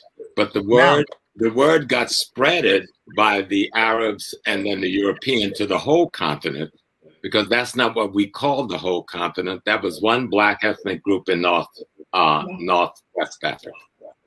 Thank you for clarifying that. It's a huge conception out there. Yeah. So in regards to that, there is no true African. When you talk about a landmass that is so large and so many hundreds and thousands of tribes that were their separate contained entities, we even have to look at that word Africa, African. But may I help you with that again, Tico? Because I understand. Tico, forgive me. Mm-hmm. There is a one African, because we confuse tools of culture with the philosophical and the world science view that the tools of culture are trying to disseminate. If I live in the desert and I want to use a tool to express love, I don't have any greenery, so I'm going to use sand. But if I live in a place where there's greenery, I still want to express love, then I will use something green or something growing.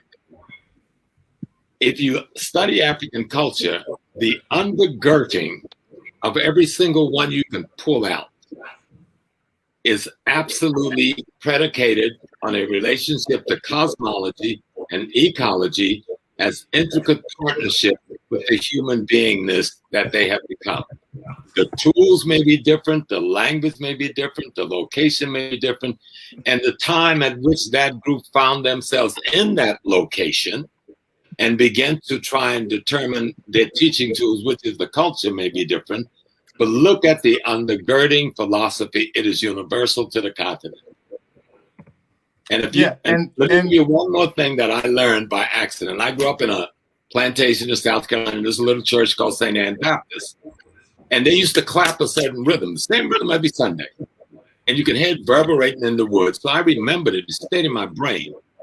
I'm in Ghana one day buying a drum, but it was Juma, and the Muslim brothers was all the way. So I started beating just the only rhythm I knew was the one from my church, St. Anne's Baptist, out on the drum.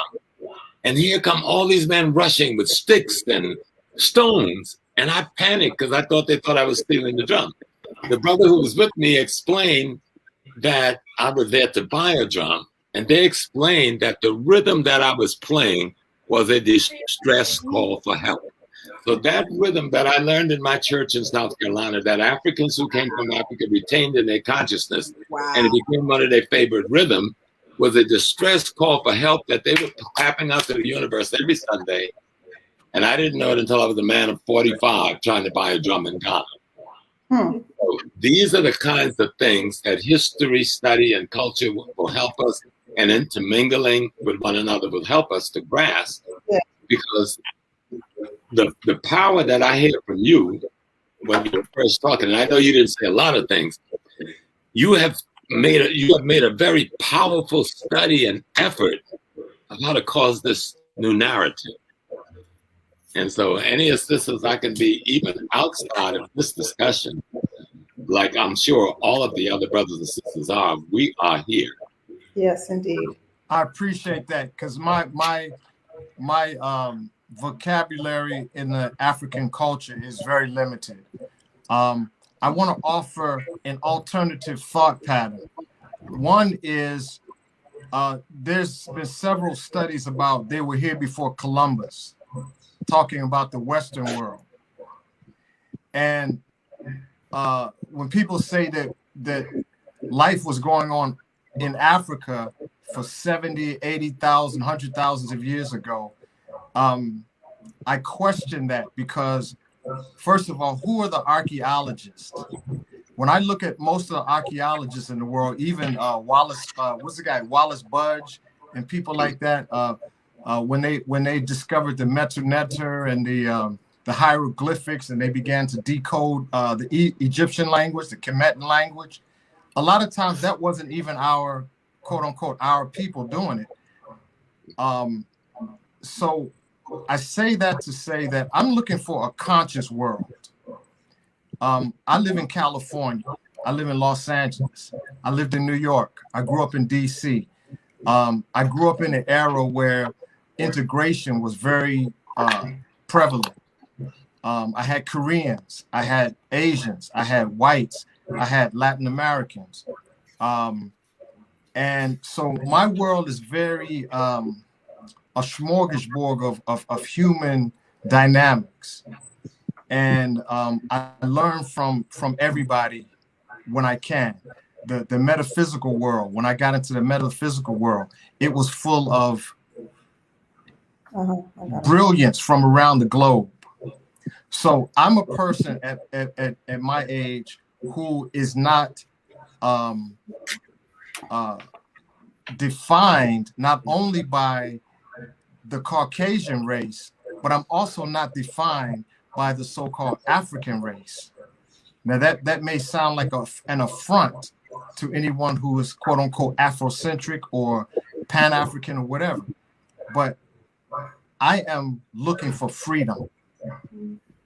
And that means freedom from the Igbos, from the Egyptians, from the Chinese, from the whites, from the blacks. I don't want to be stereotyped.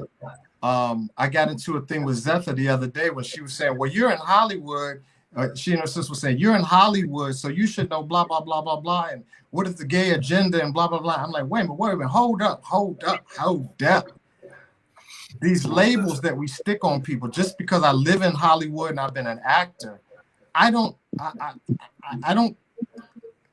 not in agreement with everything that goes on with anybody, even my own mother. My mother said, if you would be a lawyer, I would do everything I can to help you. I said, what gave you the idea that I want to be a lawyer? Was it my saxophone I was playing? Was it my drama class? So I'm looking for freedom. I'm not looking to be American, African, or any paradigm that another human is trying to put on me. And I'm exploring that world right now. And it's very beautiful. It's very frustrating, because to have your own thoughts is a deep thing. And to want to contribute to other human beings in an open manner is a very challenging adventure. And I'm loving it because think about it. We're on this planet trying to figure stuff out, and we're bringing great minds together to do it. So I can learn from everybody here, but I'm not limited. When I play my djembe, my African drum, and these traditionalists come at me and say, it must be played like this. Sometimes I play with gloves because my fingers get hurt so much. And they tell me, oh, no. That's sacrilegious. You can't play with gloves. I'm like, no, thank you. You do not define me as an artist. You do not define me as a person. I take this instrument, I take this object, and like one of the great jazz musicians, Rashawn Roland Kirk, put different instruments in his mouth at the same time. Like Jimi Hendrix flipped the guitar upside down and played it. I'm not defined by my history, nor a perceived future that has stereotyped me as an artist. I'm not an artist. I do art, but I'm not an artist. I'll stop right there. I think your points are powerful, but I'm getting some requests to get in the conversation. Dr. Nobles, can you hang on for 1 second? I want to bring Dr. Cheryl in. She has Dr. Cheryl Grills in. She would like to make a point. Thank you. I just want to go back to that original question about what are the necessities to walk in the world being well and whole. And I want to offer some recommendations in that regard. And I'm going to offer 4 just for brevity's sake. One is that we need to do some deprogramming. That work is necessary. That will get to some of the consciousness that was referred to earlier in our conversation. And that deprogramming requires that we almost need to like mass Saturday schools across the globe where we are retraining and reteaching ourselves our truth. Secondly, we need to heal, and I'm going to come back to that. Third, we need to clarify and solidify our values, right? Our values should be the foundation on which we stand, and they guide our behavior and our interactions with each other. And then fourth, with intentionality, we need to practice Ubuntu. So very quickly with that deprogramming ourselves, we need to do that so that we can walk in the world divorced from the lie of Black inferiority and white superiority. With that awakening, we have to do the healing from the wounds of white backlash and frontlash as we try to navigate white domination and oppression. And then in terms of the clarifying and solidifying our values, our ancestors and our cultural heritage have given us a very clear roadmap of values, and they've presented it to us in multiple ways. That says these values, we center them, then we understand that at the base minimum, we need to be in right relationship with the divine and with each other. And time doesn't allow me to go into what those values are, but there is clearly a set of values that helped us to survive against the odds. And then the last piece about, with intentionality, practicing Ubuntu. Ubuntu, which is community, right? It's a cultural instruction that we should be committed to being in good relations with others and committed to the well-being of our community. It's about justice within our communities and with others. It's about the active protection of people. It's about reminding us what is humanity. And if we do not protect the humanity of others, we fail at being a human being. And so as I close on this point, you know, if we understand these different pieces that we operate, and if we understand the centrality of values grounded in Ubuntu, then we realize something very fundamental, that we are each other's medicine, right? And there's actually a Wolof from Senegal, a Wolof saying, Nit Nitayi Garabam, which is a person is the medicine of another person. And we need to be able to think about everything we do from the vantage point of Ubuntu values, centering who we are, unencumbered by what has happened to others. In fact, we might want to think about it as freedom, as Shonda Prescott Weinstein in her new book, which if you haven't gotten it, you need to go get it. It's The Disordered Cosmos, a journey into dark matter, space-time, and dreams deferred. She is one of a handful of Black female theoretical physicists in the world. And she says in her book, she says, freedom looks like choice making without having to consider so many others when I make those choices. It's a deep cry for space to self-actualize, to not always be stuck in survival mode. And so as Brother Tico was mentioning, he wants to have the freedom to define for himself, which is absolutely fine. But in an African worldview, though, we are balancing that with Ubuntu, right?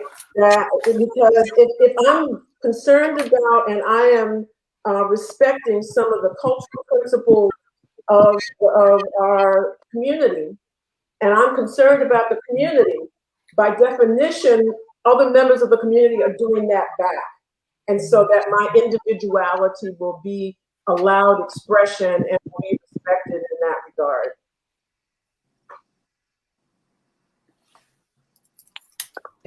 I think you summarized that so well, and I love how Tico's comments preceded yours in such a way where they almost synced together like that. So that was definitely, you know, the work of the ancestors to bring those points some real clarity. So thank you, Tico, for being real transparent about who you are and what you need. You know, we're talking about that too. What you need. What you need is freedom.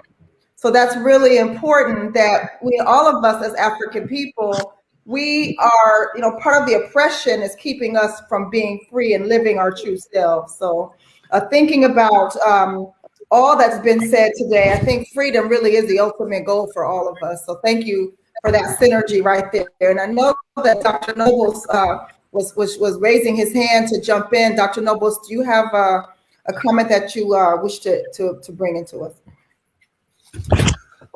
Yes, I think I do. I wanted to point out that there's an adage that has haunted me for a long time. And it says that you're always limited in what you can know, what you do know, even though you may not know what you know. You're always limited by what you can know, by what you do know, even though you may not know what you know. And so as we're struggling with knowing, we're limited by what we already know. And most of that is captured in our personal experiences. But we're limited in what we can know, even though we may not know what we know. It is the may not know what we know that is intriguing. Because I believe in what Africa has taught me is that we are spirit beings, and that our spirit is a knowing and knowable energy. We don't know what our spirit knows, but we can interrogate it with certain kinds of activities that reveal what the spirit knows. There are 3 E's that I would like to share with you. Essence, experience, expression, or essence, expression, experience. The essence is that spirit energy that makes us human or makes us spirit being. The experience or the expression is how we do that. How do we do spirit? How do I do me? That's an expression. And then the experiences I have inform both my experience, my expression, and my essence. I've been blessed to travel around Africa and talk to different folk and different people, and some are way far more intelligent than I could ever imagine. So my experience has been shaped by that. But what is common through the African world is that we have an essentiality of being, essence. And that essence, we're struggling on this conversation, I believe. We're struggling with it because we're engaging in the technology of languaging. How do we language, give words to what we are trying to express from our essence? I don't want to be too esoteric here, but I want you to see this, that languaging is more than words. We trip off and sometimes default by just using a certain word that knee-jerks us into a space that is not the intentionality of the communication. Languaging is important, and language has to do with meaning.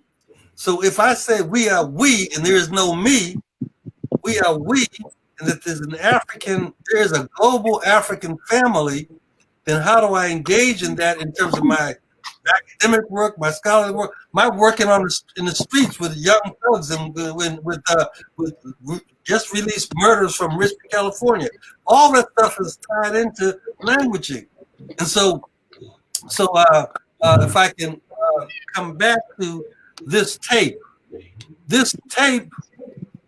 can be a tool of dissemination of conversation throughout the African world. We're not limited anymore. You don't have to say, how do I get Tico to come to Alabama to give a lecture? This tape can go anywhere in the world. So we have a powerful tool that we're not looking at. This technology, this information technology is our new talking drum.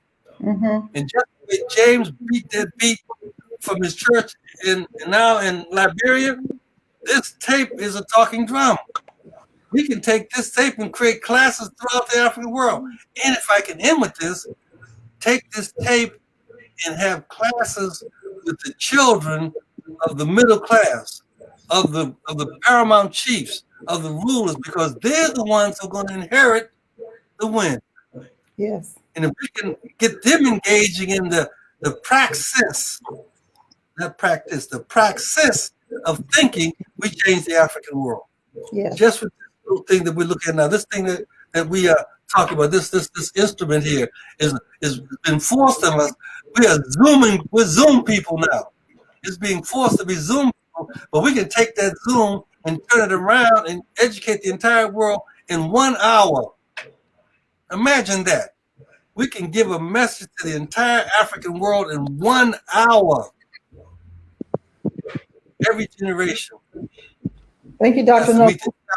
This generation. Our generation is to change the African world.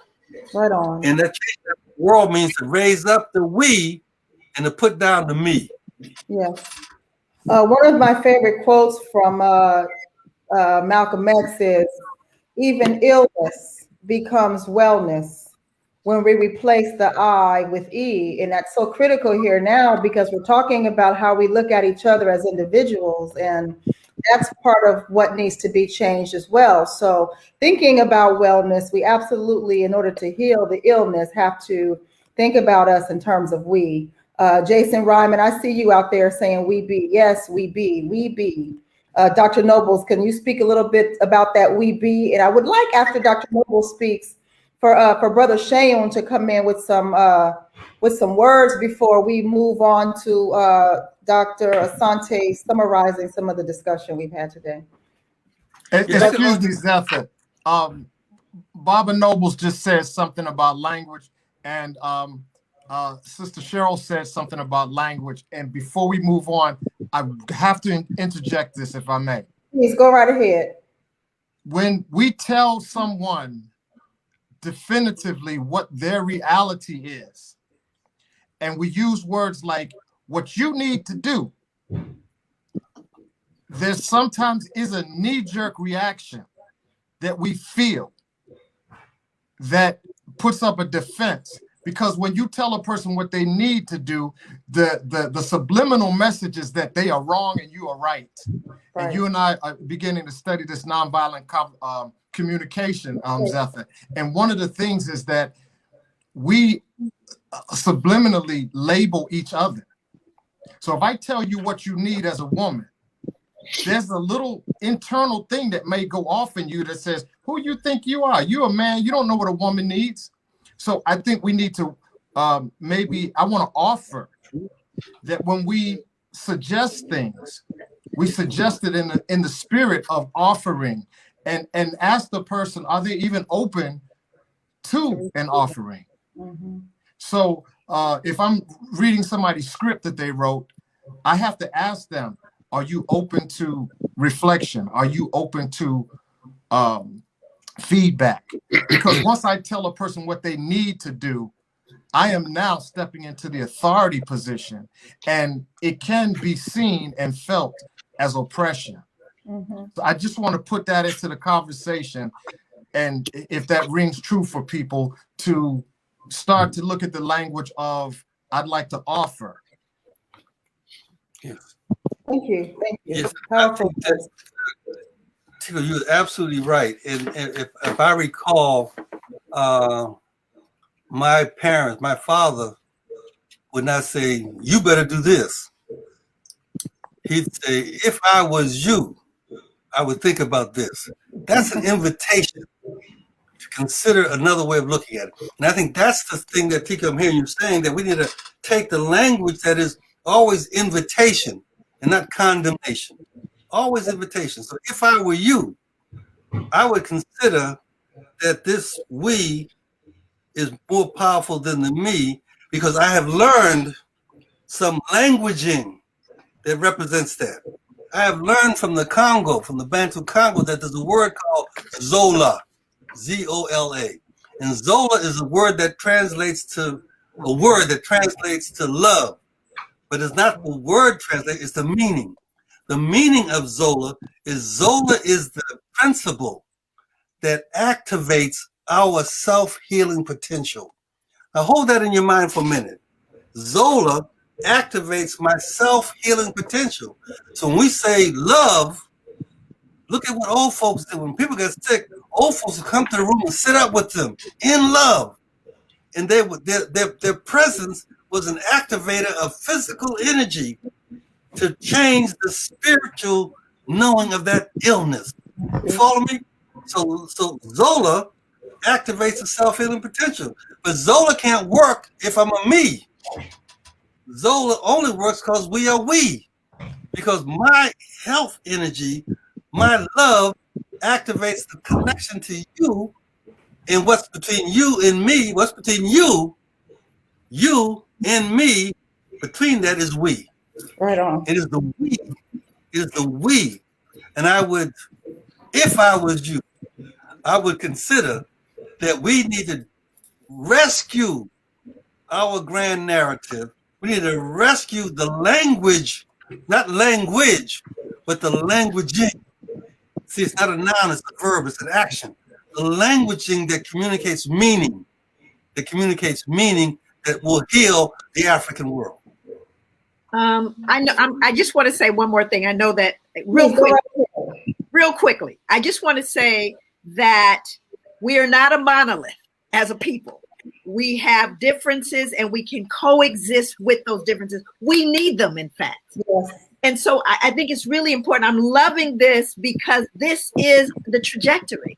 We need to understand that we can come into this conversation. African principle is diunital, the union of opposites. But we're in this society, we deal with dichotomy, either or. And if we're going to stay true to that African principle, we can unite the opposites, hence jazz.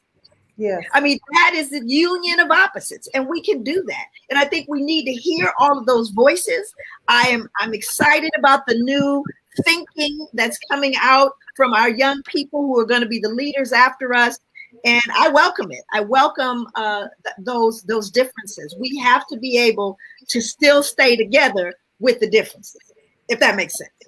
Absolutely, it makes sense. And I think it's important. You know, we have to honor each other, and we absolutely do not have to all be the same. I think in our attempts to be same is when, you know, we as African people, we fall off because we can't be the same. We have to bring all of our grandeur and all of our beauty and all of our difference and all of our ideas into the table. And yeah, diunito is a brilliant way of putting it. So thank you for that. At this point, can I say something real quick? Absolutely, please do. Okay. I'll bring you in. You know, Hawthorne. I just want to do something concrete. You know, the conversations is one thing, and I've been sitting here listening and learning myself. But people always say, man, well, what can we do? Well, I always just say simple little things like, if you have a black business, if it takes you 5 minutes extra to go to that black business, go to that black business and support that black business. Yes. If it takes you an extra 5 minutes, you know, and if you own the black business, treat your customers like they're kings and queens. That's right. Because nobody's going to take the extra 5 minutes if they don't feel like you're treating them right. That's what you can do. If next door there's a child that's hungry, please feed the child. Please. Because you don't know because that child can't go to school and learn if he's hungry or she's hungry. So feed the child, because you don't know if that child can grow up to be the person that cures AIDS. Yeah. I'm not asking you to be Malcolm. I'm not asking you to be Martin. All I want you to do is do your little bitty part. Yeah. That's all you can do. You know I said what I've done in the past, and I believe, but this is what I live my life by. And I really mean this. I don't be free till you be free. And I go around the world, no matter where I go in the world, people know me. I've stopped football games. That doesn't mean anything to me. What I love is I want my people to be free. That's what I care about. I don't care about anything else. Money, cars, all the rest of that crap means nothing to me. My brother passed 2 days ago. My older brother. And I don't say that, none of that something. I say that because of the fact that my brother passed and he didn't see the progress that we need to see. Just like my parents, my grandparents, my great-grandparents were still in the same damn boat. I did a play 4 or 5 months ago in which I played Frederick Douglass. And it's a play about the meetings between Frederick Douglass and Abraham Lincoln in the White House. Frederick Douglass is saying the same words that we say today. That's a damn shame. 160 years ago, and he said this to Abraham Lincoln. He said, "My God, we have lived by your side for 2 centuries, and you are still as ignorant of who we really are as ever." Is that not the same thing we're saying today? Mm-hmm. Yes. Just do your little bitty part. That's all I care about. Thank you, Hawthorne. Your point is huge. If we all do our part to love and support each other, you know, we can really move mountains. You know, we concentrate a lot on destruction, and we should start working harder on building and growing each other. Brother Seun, I know you want to get in here, so please, sir, the floor is yours.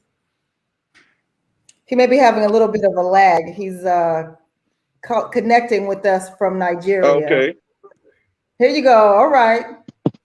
The floor is yours, Brother Seun. Yeah, I just okay. I mean, I just wanted to contribute. I mean, on the idea of freedoms, you know, because living in Nigeria, I see clearly that Black people all over the world, all African people, we are actually very free. We are free to be as un-African as possible, and we are all free to self-destruct. Mm-hmm.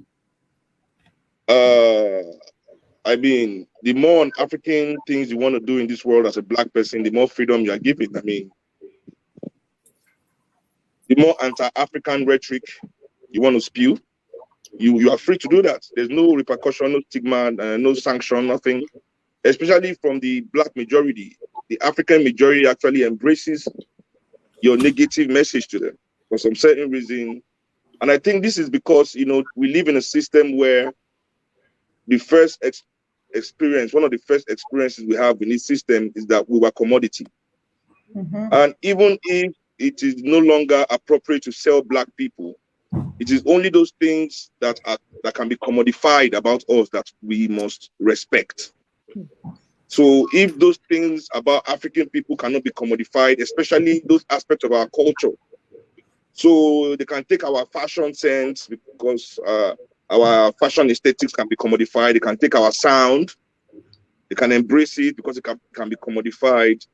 but those things that truly make us what we are, who we are, to live for the many, not for myself. It is easy to be a me in this world today, especially if you're Black. I keep telling people, you know, it is difficult to be we if you are Black, because there's so much baggage. And I feel that that is truly where we must go if we want a new normal. If we don't want to go back to the old normal as motherland people, what we now must embrace is that baggage that comes with being a we, to begin to face that huge task of unraveling all of that, because this is our duty. It is what we are responsible for as those of us today that are lucky as motherland people to be able to afford to be on this webinar today. For me to see on this panel is not something all African people can do, even if they have the intelligence that I have. If they cannot afford this data, and data in Nigeria is more expensive per capita than anywhere else in the world. Mm-hmm. You understand? About 10 gig of data in Nigeria is about $6 for about 10 gig of data. And minimum wage is about $80. So do you see how expensive data is? But we find many of the leading Blacks today are willing to give us this seat on the table narrative as the new normal. That if Blacks, if Africans can get into the doors of these government institutions, these white domination institutions, these corporations of exploitation, that can be our new normal. But what a seat on the table simply means to me is that we are willing to go and save this institution. We are willing to use our talent to save these corporations. Because what we are doing there is that we've acknowledged that they are toxic. We have acknowledged that they are backdated, they are backward, they are exploiters, they are oppressors. And we want to go in there and use our talents to save it. That's all I hear when I hear a seat at the table. But we are unwilling to give our people this same leeway. To say, regardless of the baggage that is in the Black community, in the African story, we as motherland people with talent, with education, with intelligence are willing to go and have a seat at that table. That is where everybody suddenly wants to be free. You know, suddenly, you know, we don't have to be defined by what people think. And, you know, these are easy cop-outs for me. We have to face it all if we want to face it all. There's no half-stepping, as my brothers and sisters in America will say. We cannot half-step to this. We must be willing as motherland people to say, regardless of what it looks like, regardless that many Africans, because we forget that Africans can be oppressors too. Mm-hmm. We forget that many of the Africans that make it out of Africa into the diaspora are oppressors, children of oppressors that look down on all Black people, not only African Americans. So when they engage with the African American community, and for some reason, the African American community want to engage with these oppressors too, because they think they are the rich Africans. They are the sign that, oh, Africa is not all about suffering. You understand what I'm saying? It is the narrative out there about our people is quite confusing. So we don't understand that many of the Africans we engage in, many of the celebrities that we engage in the diaspora as Africans are oppressors. So if you use those people as the yardstick of judging other Africans, that, oh, they don't care about African Americans, but they talk down on us, but that's what they do to us here. That's why I started off before I got cut off. You know, my lines here are tapped. I'm not even kidding. My internet is tapped. Everything is tapped. Every time I'm doing something like this, everything is going off. You know, that's why I started before, to let everybody understand that we, the people, not the oppressors amongst us, you know, not the Meghan Markles amongst us who will go and marry into the British royal family and say, I didn't know they were racist. Really? Or you just believe that they were not going to be racist to you. So she wanted to be free. Meghan Markle is a good example of this free talk. She wanted to be free to be herself, free to be in love. But as African people, the pledge we must make actually is that we are not free to do what we like. We are only free to take into consideration the journey of our people to where we are today. And everything that entails. That is if we cannot be free to do that, then we are not truly free. You know, so that's what I really wanted to add about that. Powerful. See, brother, the moment you tell somebody what they can and cannot do, you become another oppressor.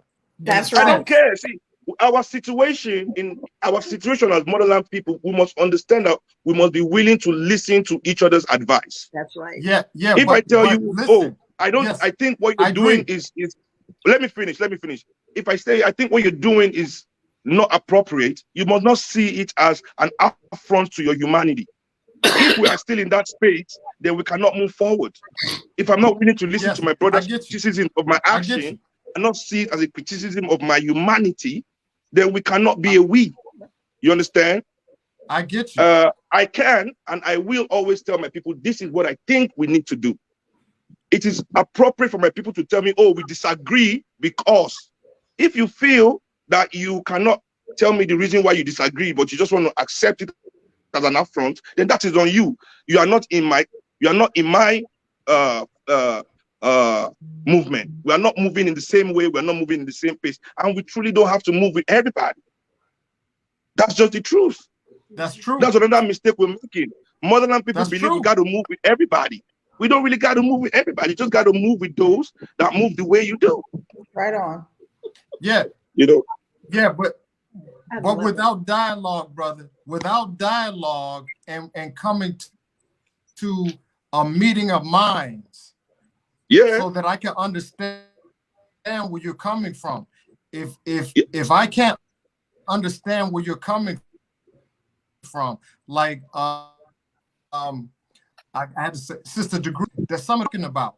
So if you come at me and I don't understand you, your point may not be as powerful, because I want to understand you, because you may have something that's valuable to my life and to the life of my other brothers and sisters.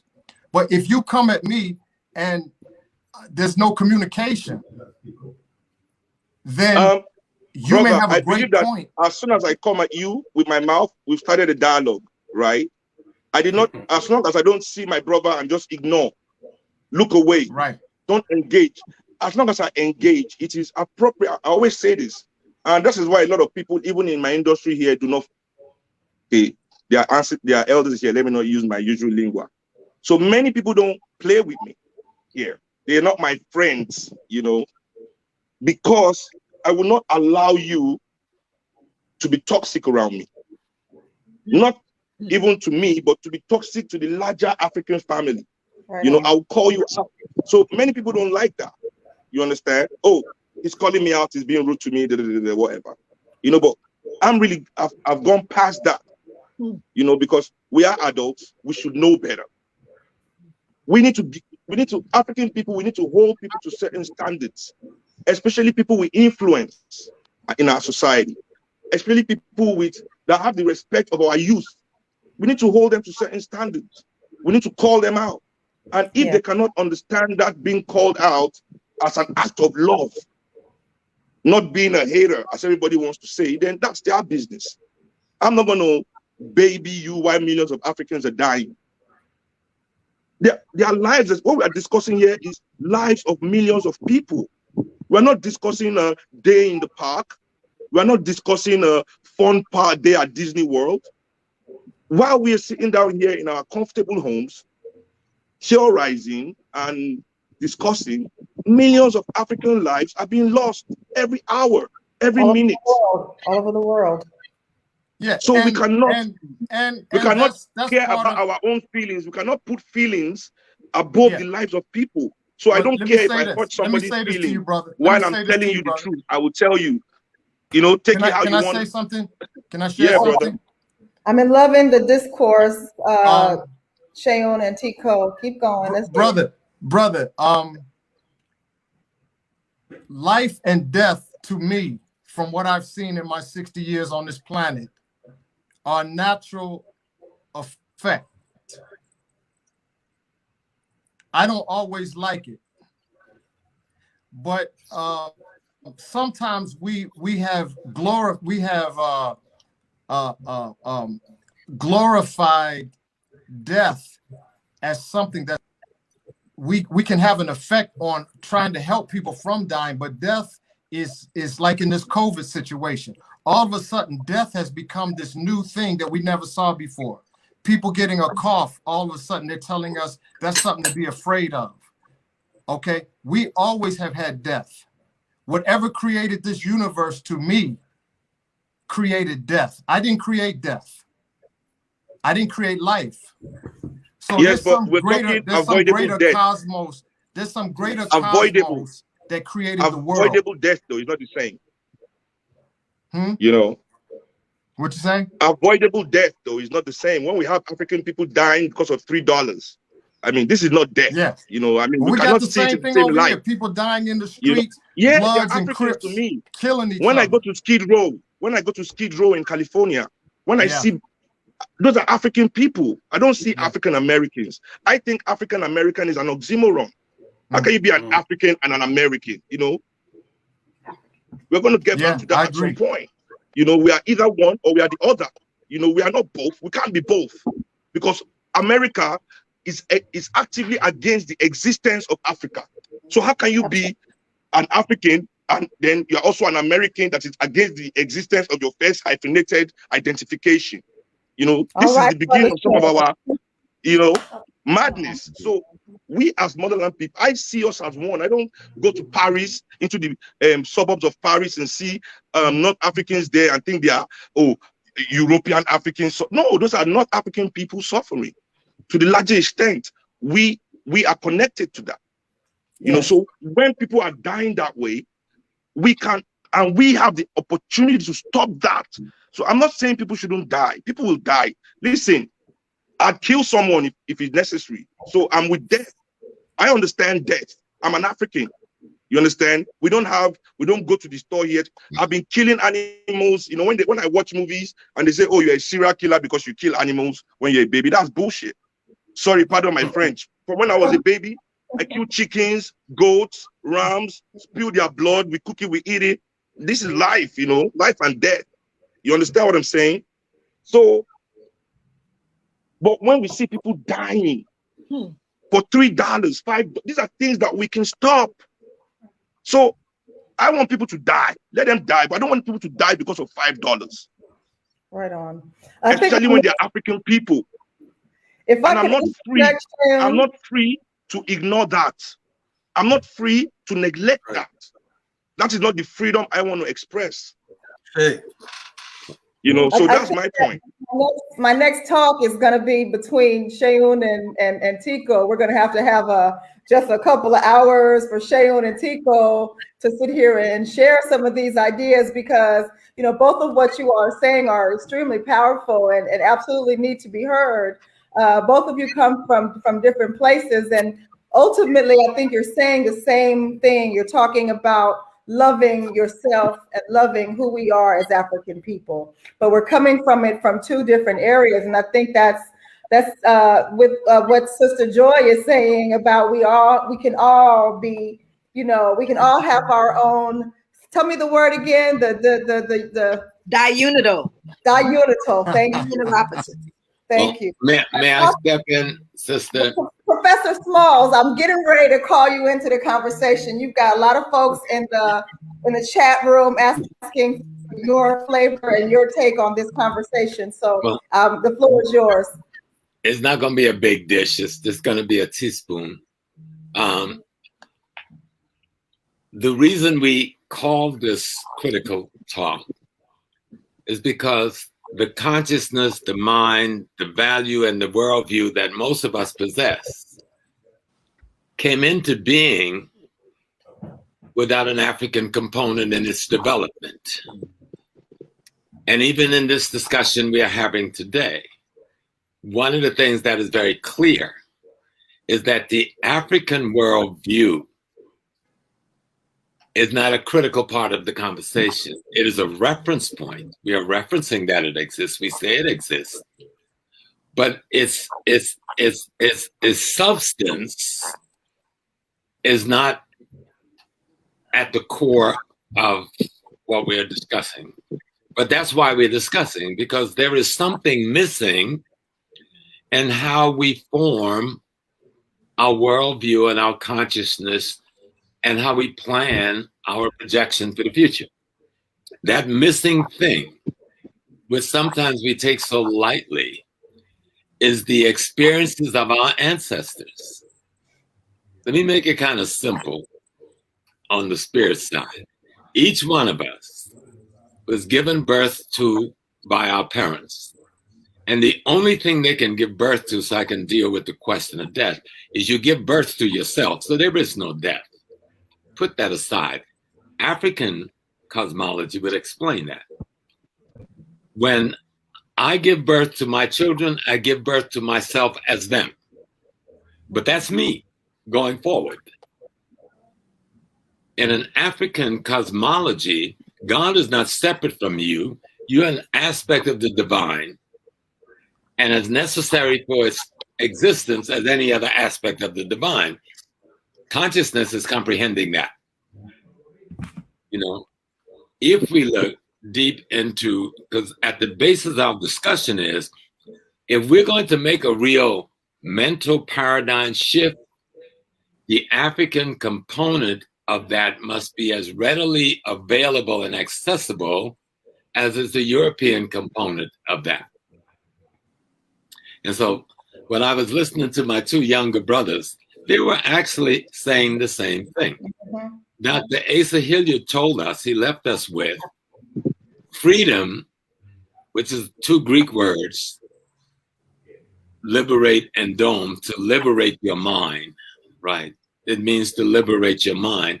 And Asa said, God bless his soul, that freedom is to be shackled to your identity. Then the question becomes, what is our identity? It is not our geopolitical identity.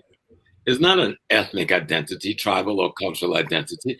The identity we're talking about is our cosmological and ecological and universal identity. That is what is at the core of what we refer to as African culture. And that is the place we must get to when we get into these discussions, so that the African concept of conflict resolution is as available for use as is the Western concept of conflict resolution. I'm the best of my ancestors' genes, the latest version, and the highest tech model. When I give birth to my children, they're the best of my genes, the latest version, and the highest tech model. I'm simply something else Dr. Hilliard said before he passed by a few weeks. We are mere, and Dr. Noble's been saying all day, we are spirits in transition. Energy and matter, neither can be destroyed.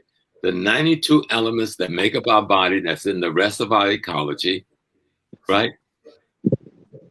The energy that we can't see, that we refer to as spirit or soul, which has this fundamental relationship to this matter, does have a study, and that study is called African culture.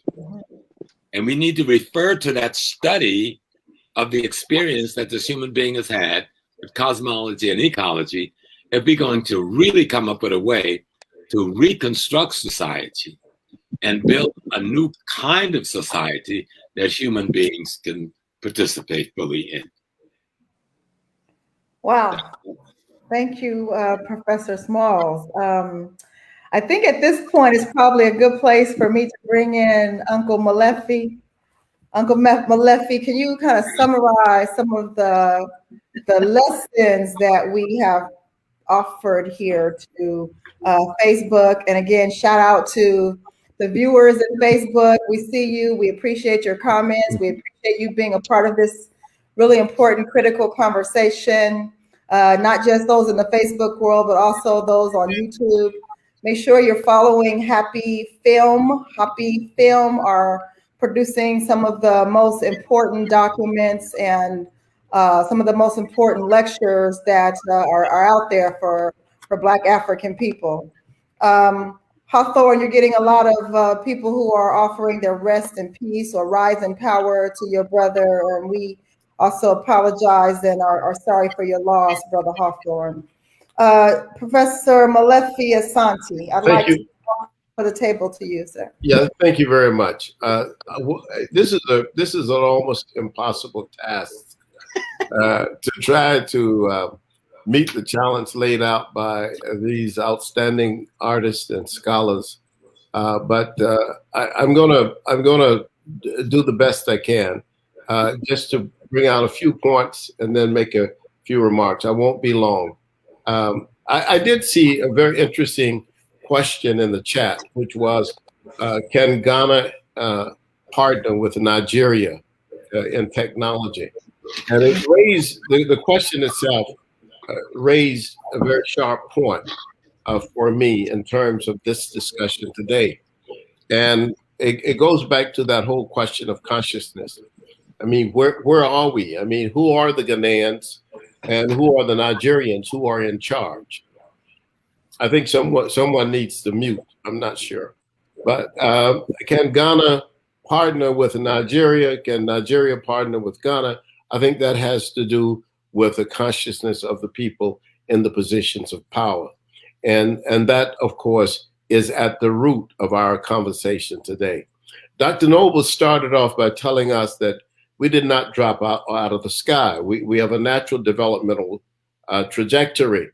And then he mentioned that slavery and colonialism had impacted us. And he wanted to know, how did it redefine what it means to be human for people who are of African descent? And he said we were created as chattel, we were demeaned, we were denied, and that there were that narratives allowed us to describe and prescribe the natural human path. And the narrative helps us to make sense out of our reality. And then he said that we are defined as less than often. We're forced to play out the white narrative in blackface. I thought that was a wonderful way to put it. And we became often by that reactive. Our images were developed in the white mind. And then Professor Smalls carried on with the new normal is our old reality, belonging to one another. That is culture, that we belong to one another. And that whites tried to cut us off from our spirituality, our education. And the core of our education was spiritual. And of course, Professor Smalls is very strong in the idea of the African sacred science of spirituality. There was a reference, I think, that both of our early speakers made to Frankenstein. And I always think that sometimes we have to remember, though, that Frankenstein was the scientist. He was the bad scientist who made the monster. Yeah, and in many ways, when we start talking about the evil creator now, in terms of the world that we have been born into, because basically when we were born, we don't shape the world we're born into. We come into the world and we find it already set up.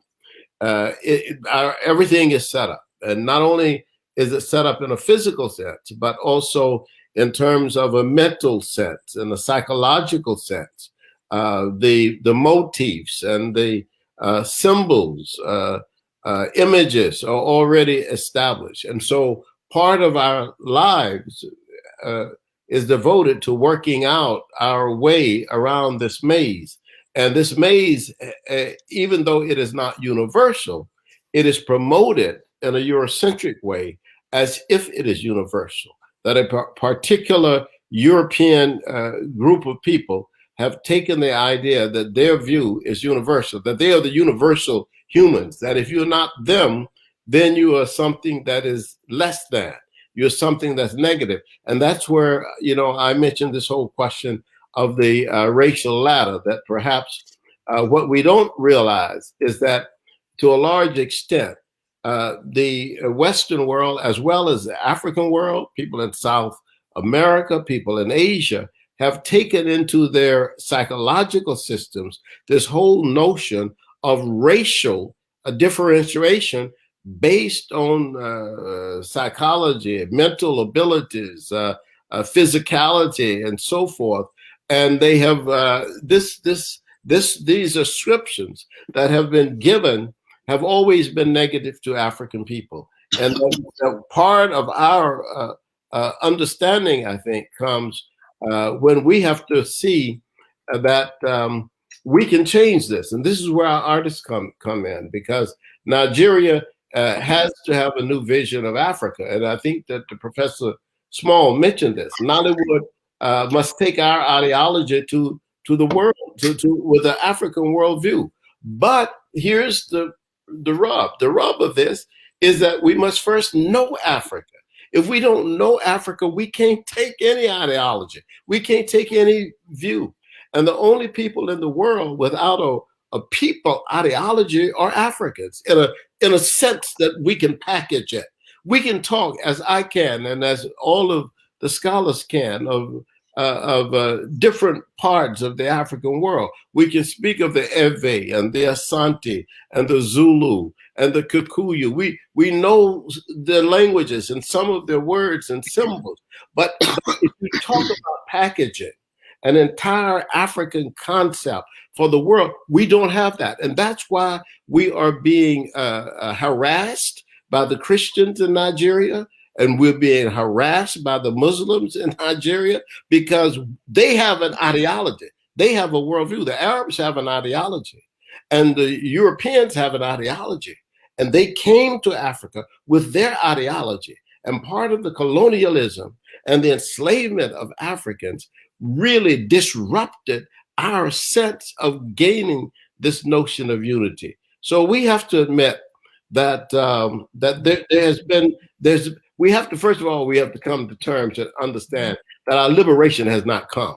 That's the first thing, that we are not liberated. And even if I am liberated financially or physically or psychologically myself, that as a part of the human population that with the African culture, I am not we don't have liberation, and that has been pointed out by so many people.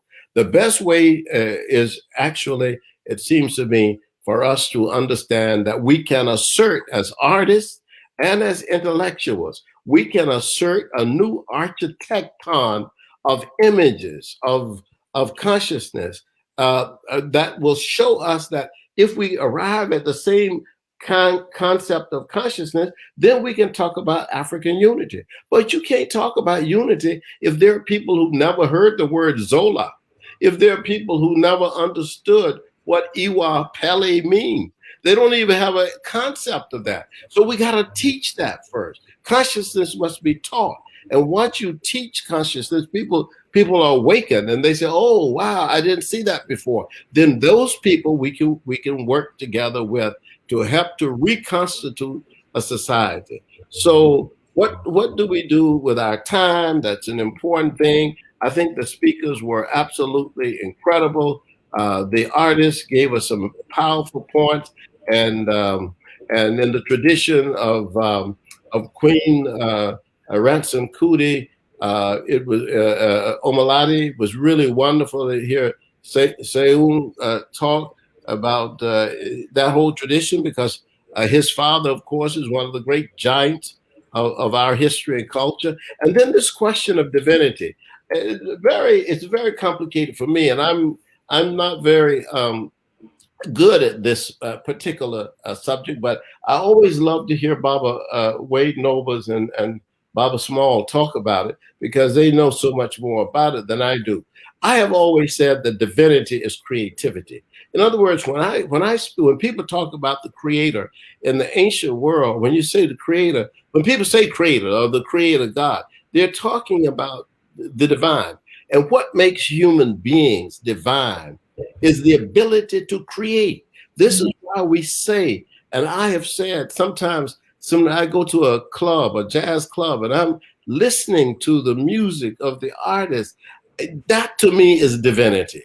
When I am sometimes watching an artist, a choreographer, do a good work, I say, wow, how couldn't she do that? That to me is divinity. Divinity and creativity to me are parts of the same thing. So to me, I think that what we have to see is that when we are talking about the divine, it's not something way off from us. It is always with us. And so finally, I guess I want to make a note, because one of the brothers, I think one of the artists, I think it may have been Tico, or it may have been Hawthorne, who were asking questions about talking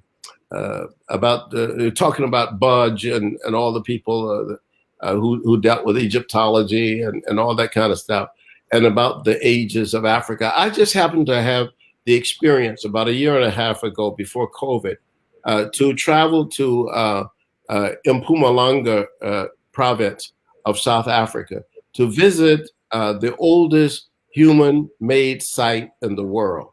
And it is in a place called Nzalo Ilanga. It's outside Mpumalanga, maybe about 25 miles. And what it is, if you look it up in Google, they call it Adam's Calendar. But this is because white people gave it that name, Adam's Calendar. And what it is thousands of stelae that have been stood up by African people, and it is dated to 100,000 years ago. That's in Africa. There is no other monumental site in the world as deep and powerful as Nzalo Ilanga, the place of the rising sun. And this now the reason we didn't know about it, because people say, well, how did Africans know about it? Well, Africans knew about it, but after 1949, you know what happened in South Africa was apartheid. And this land was owned privately by white people. And they wouldn't tell African people about this. There was they didn't go around telling the African people, oh, we found the oldest site in the world by human beings. So it was only after freedom came to South Africa that South African people discovered this. And then when I went to South Africa, I spoke to about 800 professors, and only 4 of them have ever heard of the place. And this was the most incredible thing. I'm saying, well, why don't y'all know? Y'all need to go and study this. I came all the way from the United States because I read an article, and I just flew over and said, I want to go up there. And I, rented a car, talked to a colleague of mine from South Africa, and we drove up to see it. This is the incredible thing, that Africa has yet to be revealed because we have been so busy fighting to gain a proper footing for ourselves after the colonization and the enslavement of African people. But I'm very happy today to say that given what we have seen here today, what Zetha has put on, what all you wonderful colleagues, brothers, scholars, sister scholars have done, I think that the political struggle for us is going to be a battle of metaphors, if you will. And that is, how do we define ourselves, but also how we continue to define the struggle that we're against. Because sometimes we don't even realize that we are in struggle. We haven't won. We haven't won the confrontation. If we had won the confrontation, then we wouldn't have to even be speaking like this. But we still are in the battle against European colonization. So I just want to thank you all, and and I think that we also need that oath to defend, but not just to defend, to advance the narrative of African people. Thank you so much, Uncle Molefi, for your words. You summarized the words of these scholars and artists that are here, and I appreciate that. One of the main points of having this conversation was discussed between me and my father, Dr. Nobles, and we're talking about the youth. So we've put in our input as scholars, and we put in our input as artists, but we haven't yet discussed what is the process of bringing out of our youth a passion of knowing and a desire to learn this critical information.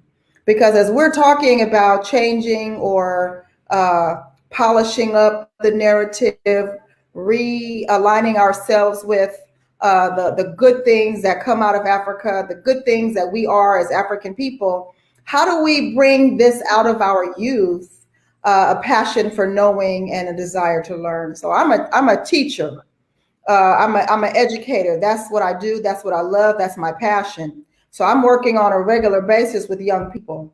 So I have you artists here who have the world at your feet, who are, lining up to see you in ways you can't even imagine.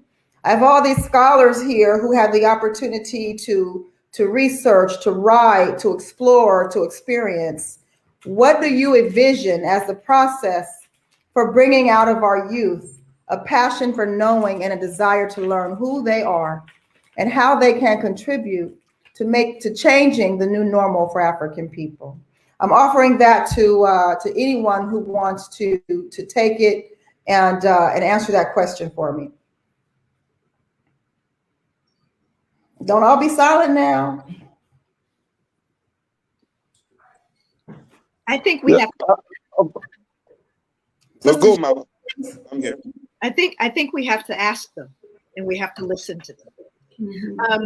They have their own ideas. They have their perceptions. We're there to impart wisdom. I feel that in my family right now, I'm working with each one of my grandnieces and my grandchildren. I'm working with them. I've created books for them, just for them, so that even if they forget, they can go back and find these gems.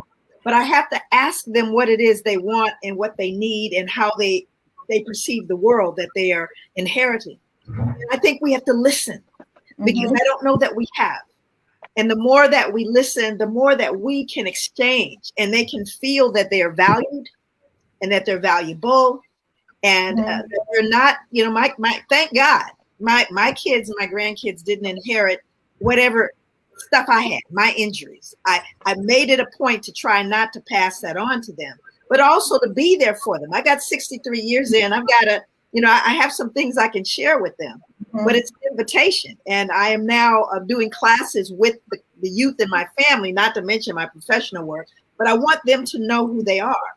I want to buttress them to work in these environments that may in fact be hostile. But the good news is they're happy. They're excited. They're not, they aren't feeling the heaviness, the weight that I felt. And that's a good thing. They see a future and they believe in it. And I think that we have to listen and impart that wisdom and to walk and demonstrate it in your lane. I don't ever tell people, just do it in your lane. I stay in my lane, and whatever we can do to impart that, to demonstrate it, to model it, and to listen to them.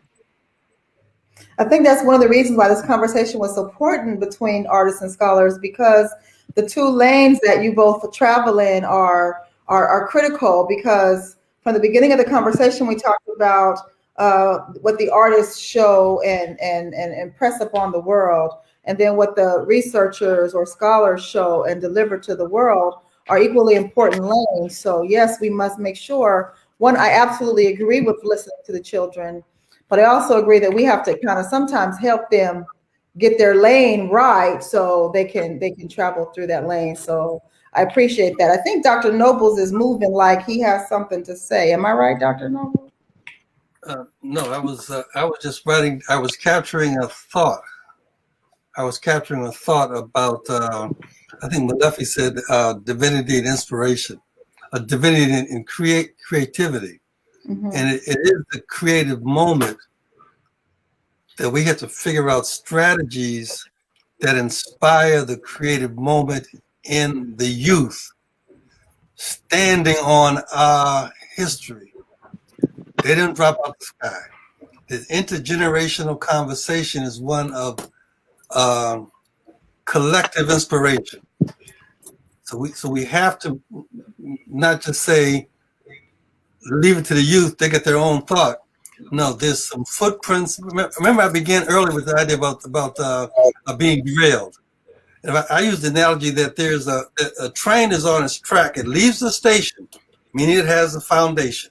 It leaves the station. Somehow there's an earthquake. It gets derailed. It doesn't stop. It keeps going, but it's off its track. It's off its track. And so partly what we have to do is to figure out in intergenerational conversation with the youth to help them see their original station, help them to see the track they're on, help them to imagine a destiny, and then get out the way. Mm-hmm. So I think that we have to hold each other like I think Tico, Seun will say, we have to hold each other accountable. You can't just do everything. You can't say, I'm satisfied riding on this train. It's all bumpity and raggedy. It's going the wrong direction. But because I got first class billing, I'm satisfied on being on this train. Right on. I can say, no, you can't do that. You can't be like that. So we got to have a conversation. And my granddaddy said, I should be able to say to them, if I was you, I would look out the window and see where this train is going. If I was you, I would realize that the train is heading for over a cliff. If I was you, I would turn your head around and look at the station you came from. Right on. The station you came from, and then redirect the tracks of the train so you go to the right place. Mm-hmm. Thank you. Creativity, that is being divine. Indeed. I know Dr. Cheryl is trying to get in here on this conversation. Before I open the door for you to step in, Dr. Cheryl, we all need to really think about our role in the children. And, you know, as like I said, I'm an educator. So my first place that I consider is, what are we giving? What are we offering? What are we doing to help the children navigate this? One, we're navigating this COVID. So that's a whole nother HAPI conversation for another time. And the other piece we're navigating continuously is this white supremacy, or however you want to call it, where we are here from what happened back in 1619. Thinking about our lanes, you know, there are several areas where particularly concerns African-American people: education, healthcare, economic, law enforcement, and governance systems. We all have to think about what our lane is. And again, I'm going to go back to the children, because the children are the future. How do we bring out of our young people a passion for knowing and a desire to learn in those areas, in education, in healthcare, in economic and entrepreneurial systems, law enforcement, and governance? These are all the areas where African-American people are suffering. Before I pass the baton to Sister Cheryl, I want to thank Brother, Uncle, Dr. Molefi, Asante for joining us today. I can't begin to explain what an honor it is to be sitting here with you, talking with you. You know, I've been grabbing on your coattails since I was a little one, probably 3 or 4 years old. So it's really an honor to be sitting here in this room with you and getting all of your sage advice and wisdom and thoughts about what we need to do going forward. So I know you're leaving us shortly. And I know Brother Seun is leaving us shortly. We've gone far over time, but you know how it is when we're sitting in Zetha's kitchen. We just kind of end up talking and carrying on. So in advance, I know you have to leave. That's fine. Thank you so much for sharing with us your time. And I'm not kidding about the next talk with Brother Seun and Brother Tico, even if it's just the three of us. And my beautiful sister is sitting here saying, nope, it's the four of us. So we definitely have to continue this conversation. Yeah, Sister Cheryl, I'm going to bring you the microphone and ask you to take over the conversation as we prepare to close down, and Dr. Nobles and Dr. Smalls will end us out. But Sister Cheryl. Thank you. You know, if we're not doing this for our children, then why are we doing this at all? So I want to say that passion to know this is there.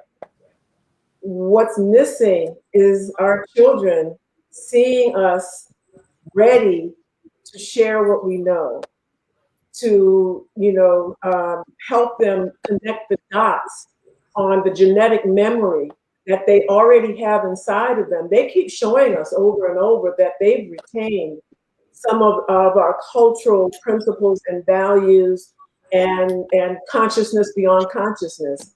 But we haven't shown up in consistent and broad enough ways to address their need. And I mean, so for example, if you look at Los Angeles County now, they just announced that ethnic studies will become a regular bona fide portion of the high school curriculum in the public schools. Excellent. That came about because our kids demanded it, not because of the wisdom of the darn adults. The kids demanded it, right?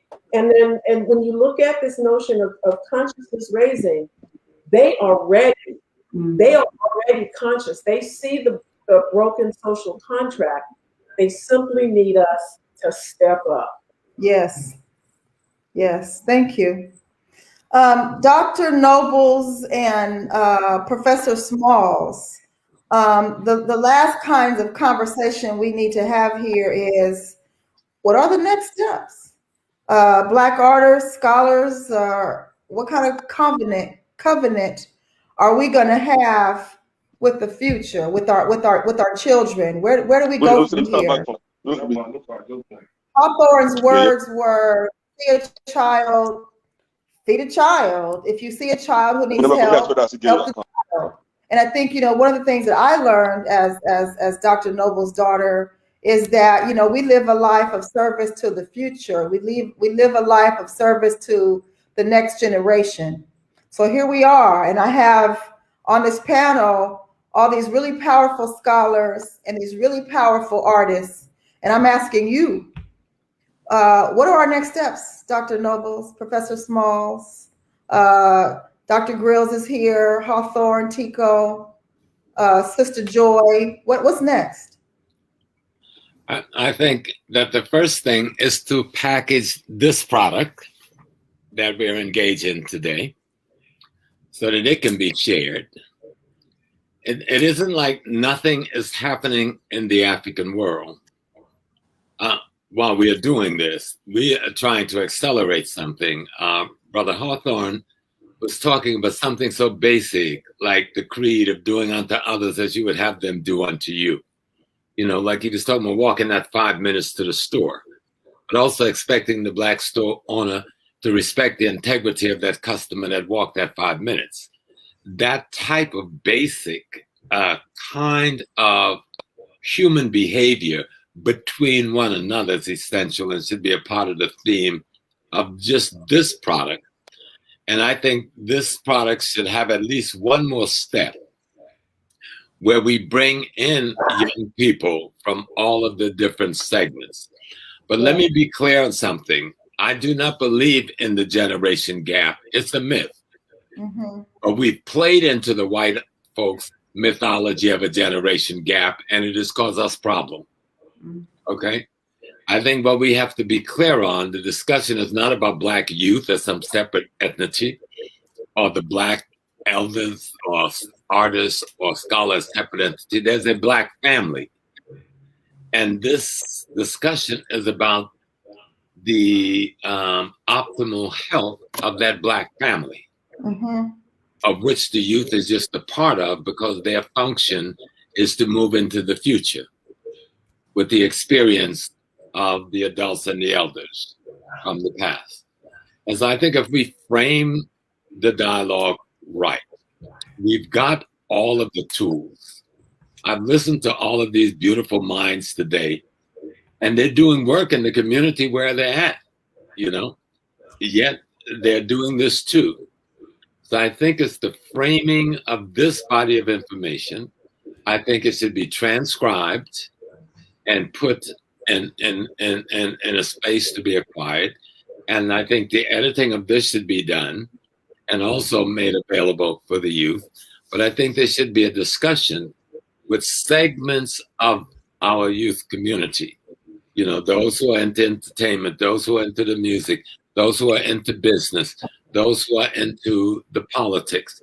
Because we saw when Obama ran, and I remember where I voted, because I voted since I'm 18, I'm 75, right?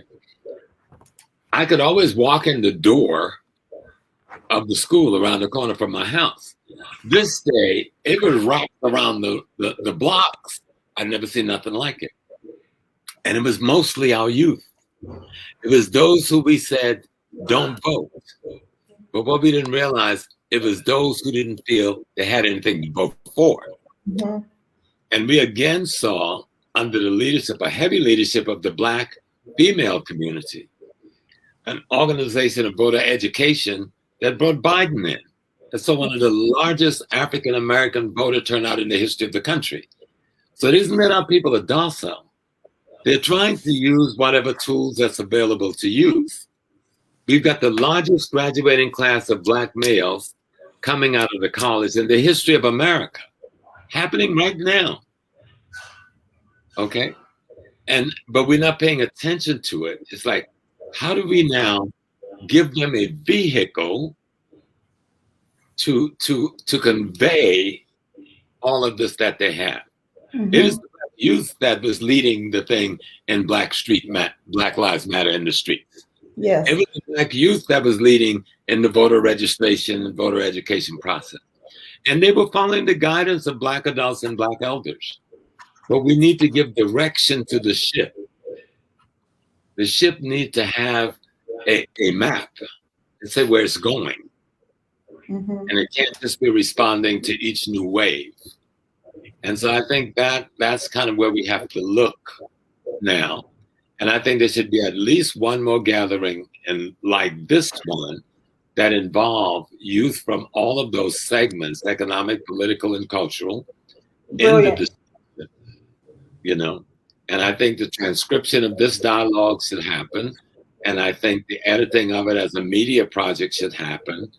And then this particular grouping that have been pulled together for today, that we should not end our relationship when we go off of air today. And somehow we need to find a way to continue this dialogue between us, because I've learned so much today, you know. And Hawthorne, the power of how language is used, I tried to say it, but you just brought it down. Because we do live in a culture where we speak the English language. How do we make it work for us? Right. How do we use it appropriately? Right. So I thank you so much for that. You open up a whole nother space in me, you know.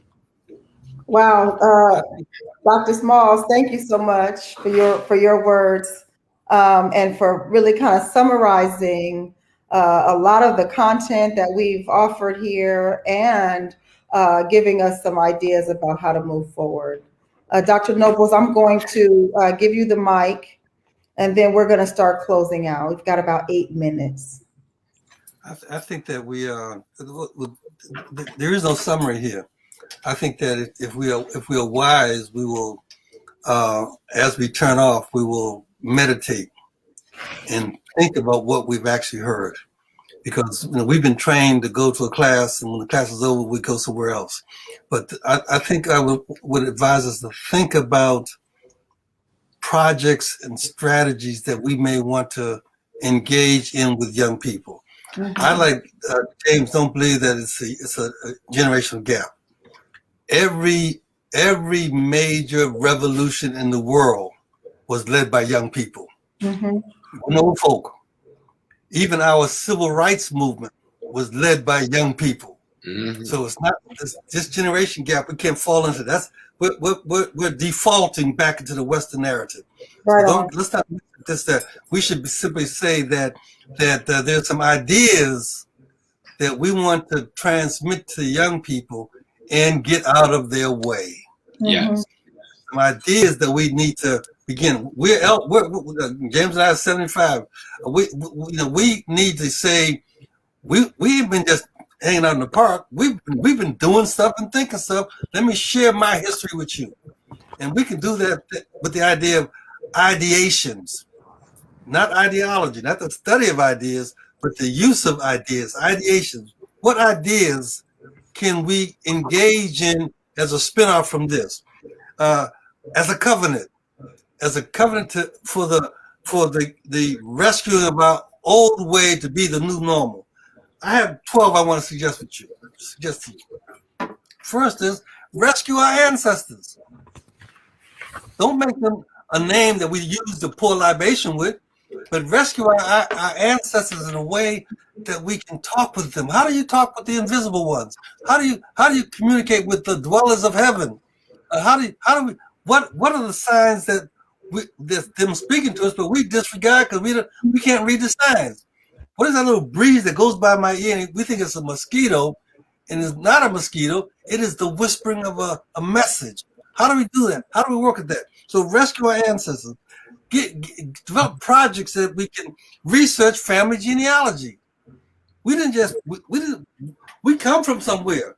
I'm now in Cypress, Texas, but I got folks down there with James in South Carolina. What do I know about them folk? What do I know about my own personal family genealogy? There are lessons to be learned. Then tell the story. Encourage our children to tell stories, to tell history about who they are, and not just little individual stuff, but us as a people. And then how do we enhance our cultural grounding as a family dynamic? Not as me being an individual architect, or individual archaeologist, or individual historian, but no, how do we enhance the cultural grounding of our familyness? Our familyness. And then do what Joy is talking about. Then sit down with your own little babies and teach them that. Teach them that. A simple thing. How do we have our kids recite, my mama's name is Annie Mae. Annie Mae's mama's name was Seth. Seth's mama's name was, so that they speak the truth of their genealogy. Advance what it really means to be an elder. Eldership is not just old people. It's not just being old. It is a craft. Eldership is a craft. How do we advance the knowledge of eldership and parenting? Parenting, everybody says, we didn't get no handbook on how to be a parent. But you did because you had a parent. So again, you got a handbook because you had a parent. And your mama would say to you as a grandmama, leave that child alone, baby. Let there be some of that dirt. Dirt don't bother nobody. There's a chemistry lesson in that we don't even think about, that our parents taught us. Then provide as kids, provide opportunities for interfamilial bonding. James's children is my children. Molefi's kids are my kids. That's what Zetha was raised to call James uncle, to call Molefi uncle.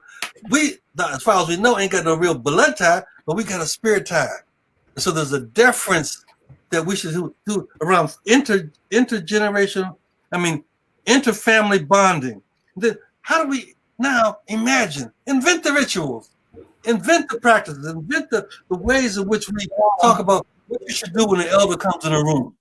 You, child, here's how you're supposed to act when an elder comes in the room.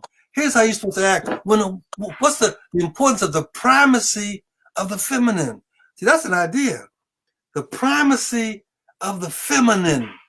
That's not no gender equity, no gender conflict. No, let's contemplate deeply about what does that mean, the primacy of the feminine. And then how do we engage in some practical stuff that Hawthorne was talking about in terms of cooperative sustenance? How do we establish businesses that I want to do business with? That's a task as cooperative sustenance. How do we engage in and protect family authority?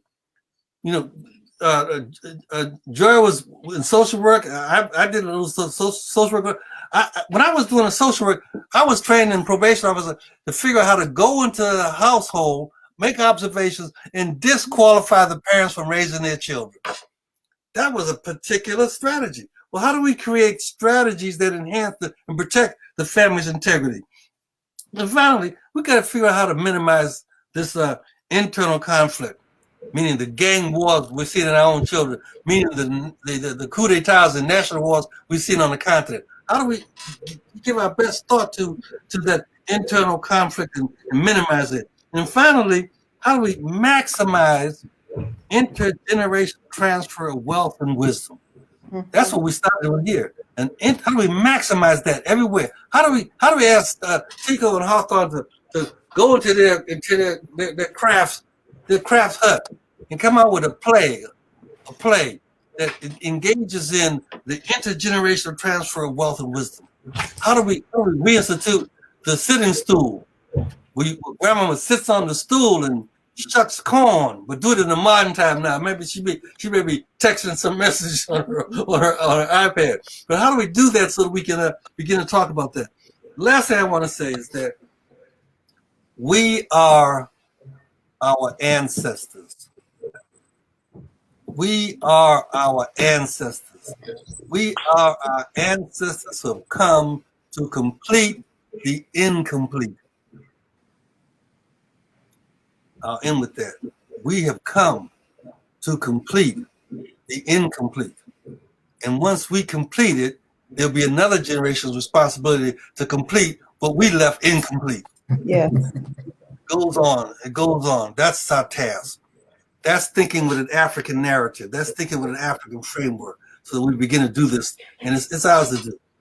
I believe that the invisible ones, the Yoruba call the dwellers of heaven, are looking at us, are whispering at us, are waking us up.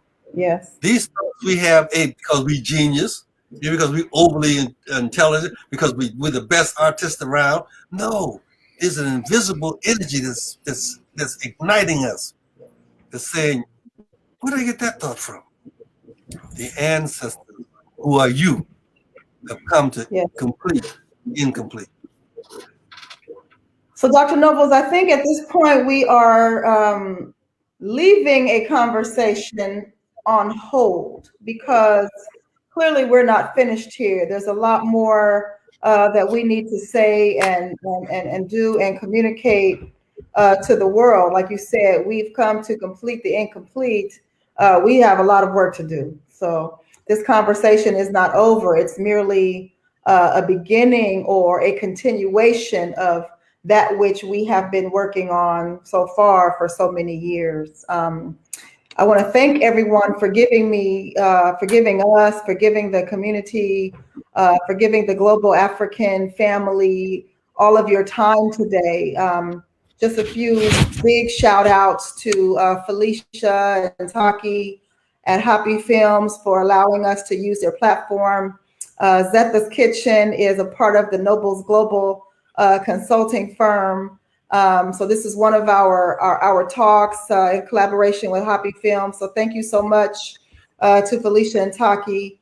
Also, again, I want to thank President of ABSI, Miss Ethiopia, Sharon Bethia, and Derek Wilson out there in the background, continuing the communication. Amazing amount of love out to the viewers in Facebook and on YouTube. We see your thoughts, we see your points. We appreciate you being a part of this conversation today. Also, a shout out to Historical Africa. Check historicalafrica.org. And finally, before we finish the panelists, I can't begin to explain the honor that I feel to have all of you in this room today, being able to share your thoughts, your experiences, your feelings, and in preparation for us to polish up this narrative and make sure that our new normal benefits us as a global African family. Lastly, there will be a follow-up interview on Wednesday with MA of Jolly Papa Radio, which is based in Tacoma Park, Maryland. So if you're available to choose in to WOD 94.3 FM Tacoma Radio, there'll be a follow-up conversation here. I believe Dr. Nobles is going to be in that conversation, Seun Kuti, and I was told to ask Tico, would he have time to jump in on that too, if you have opportunity to jump in on that conversation.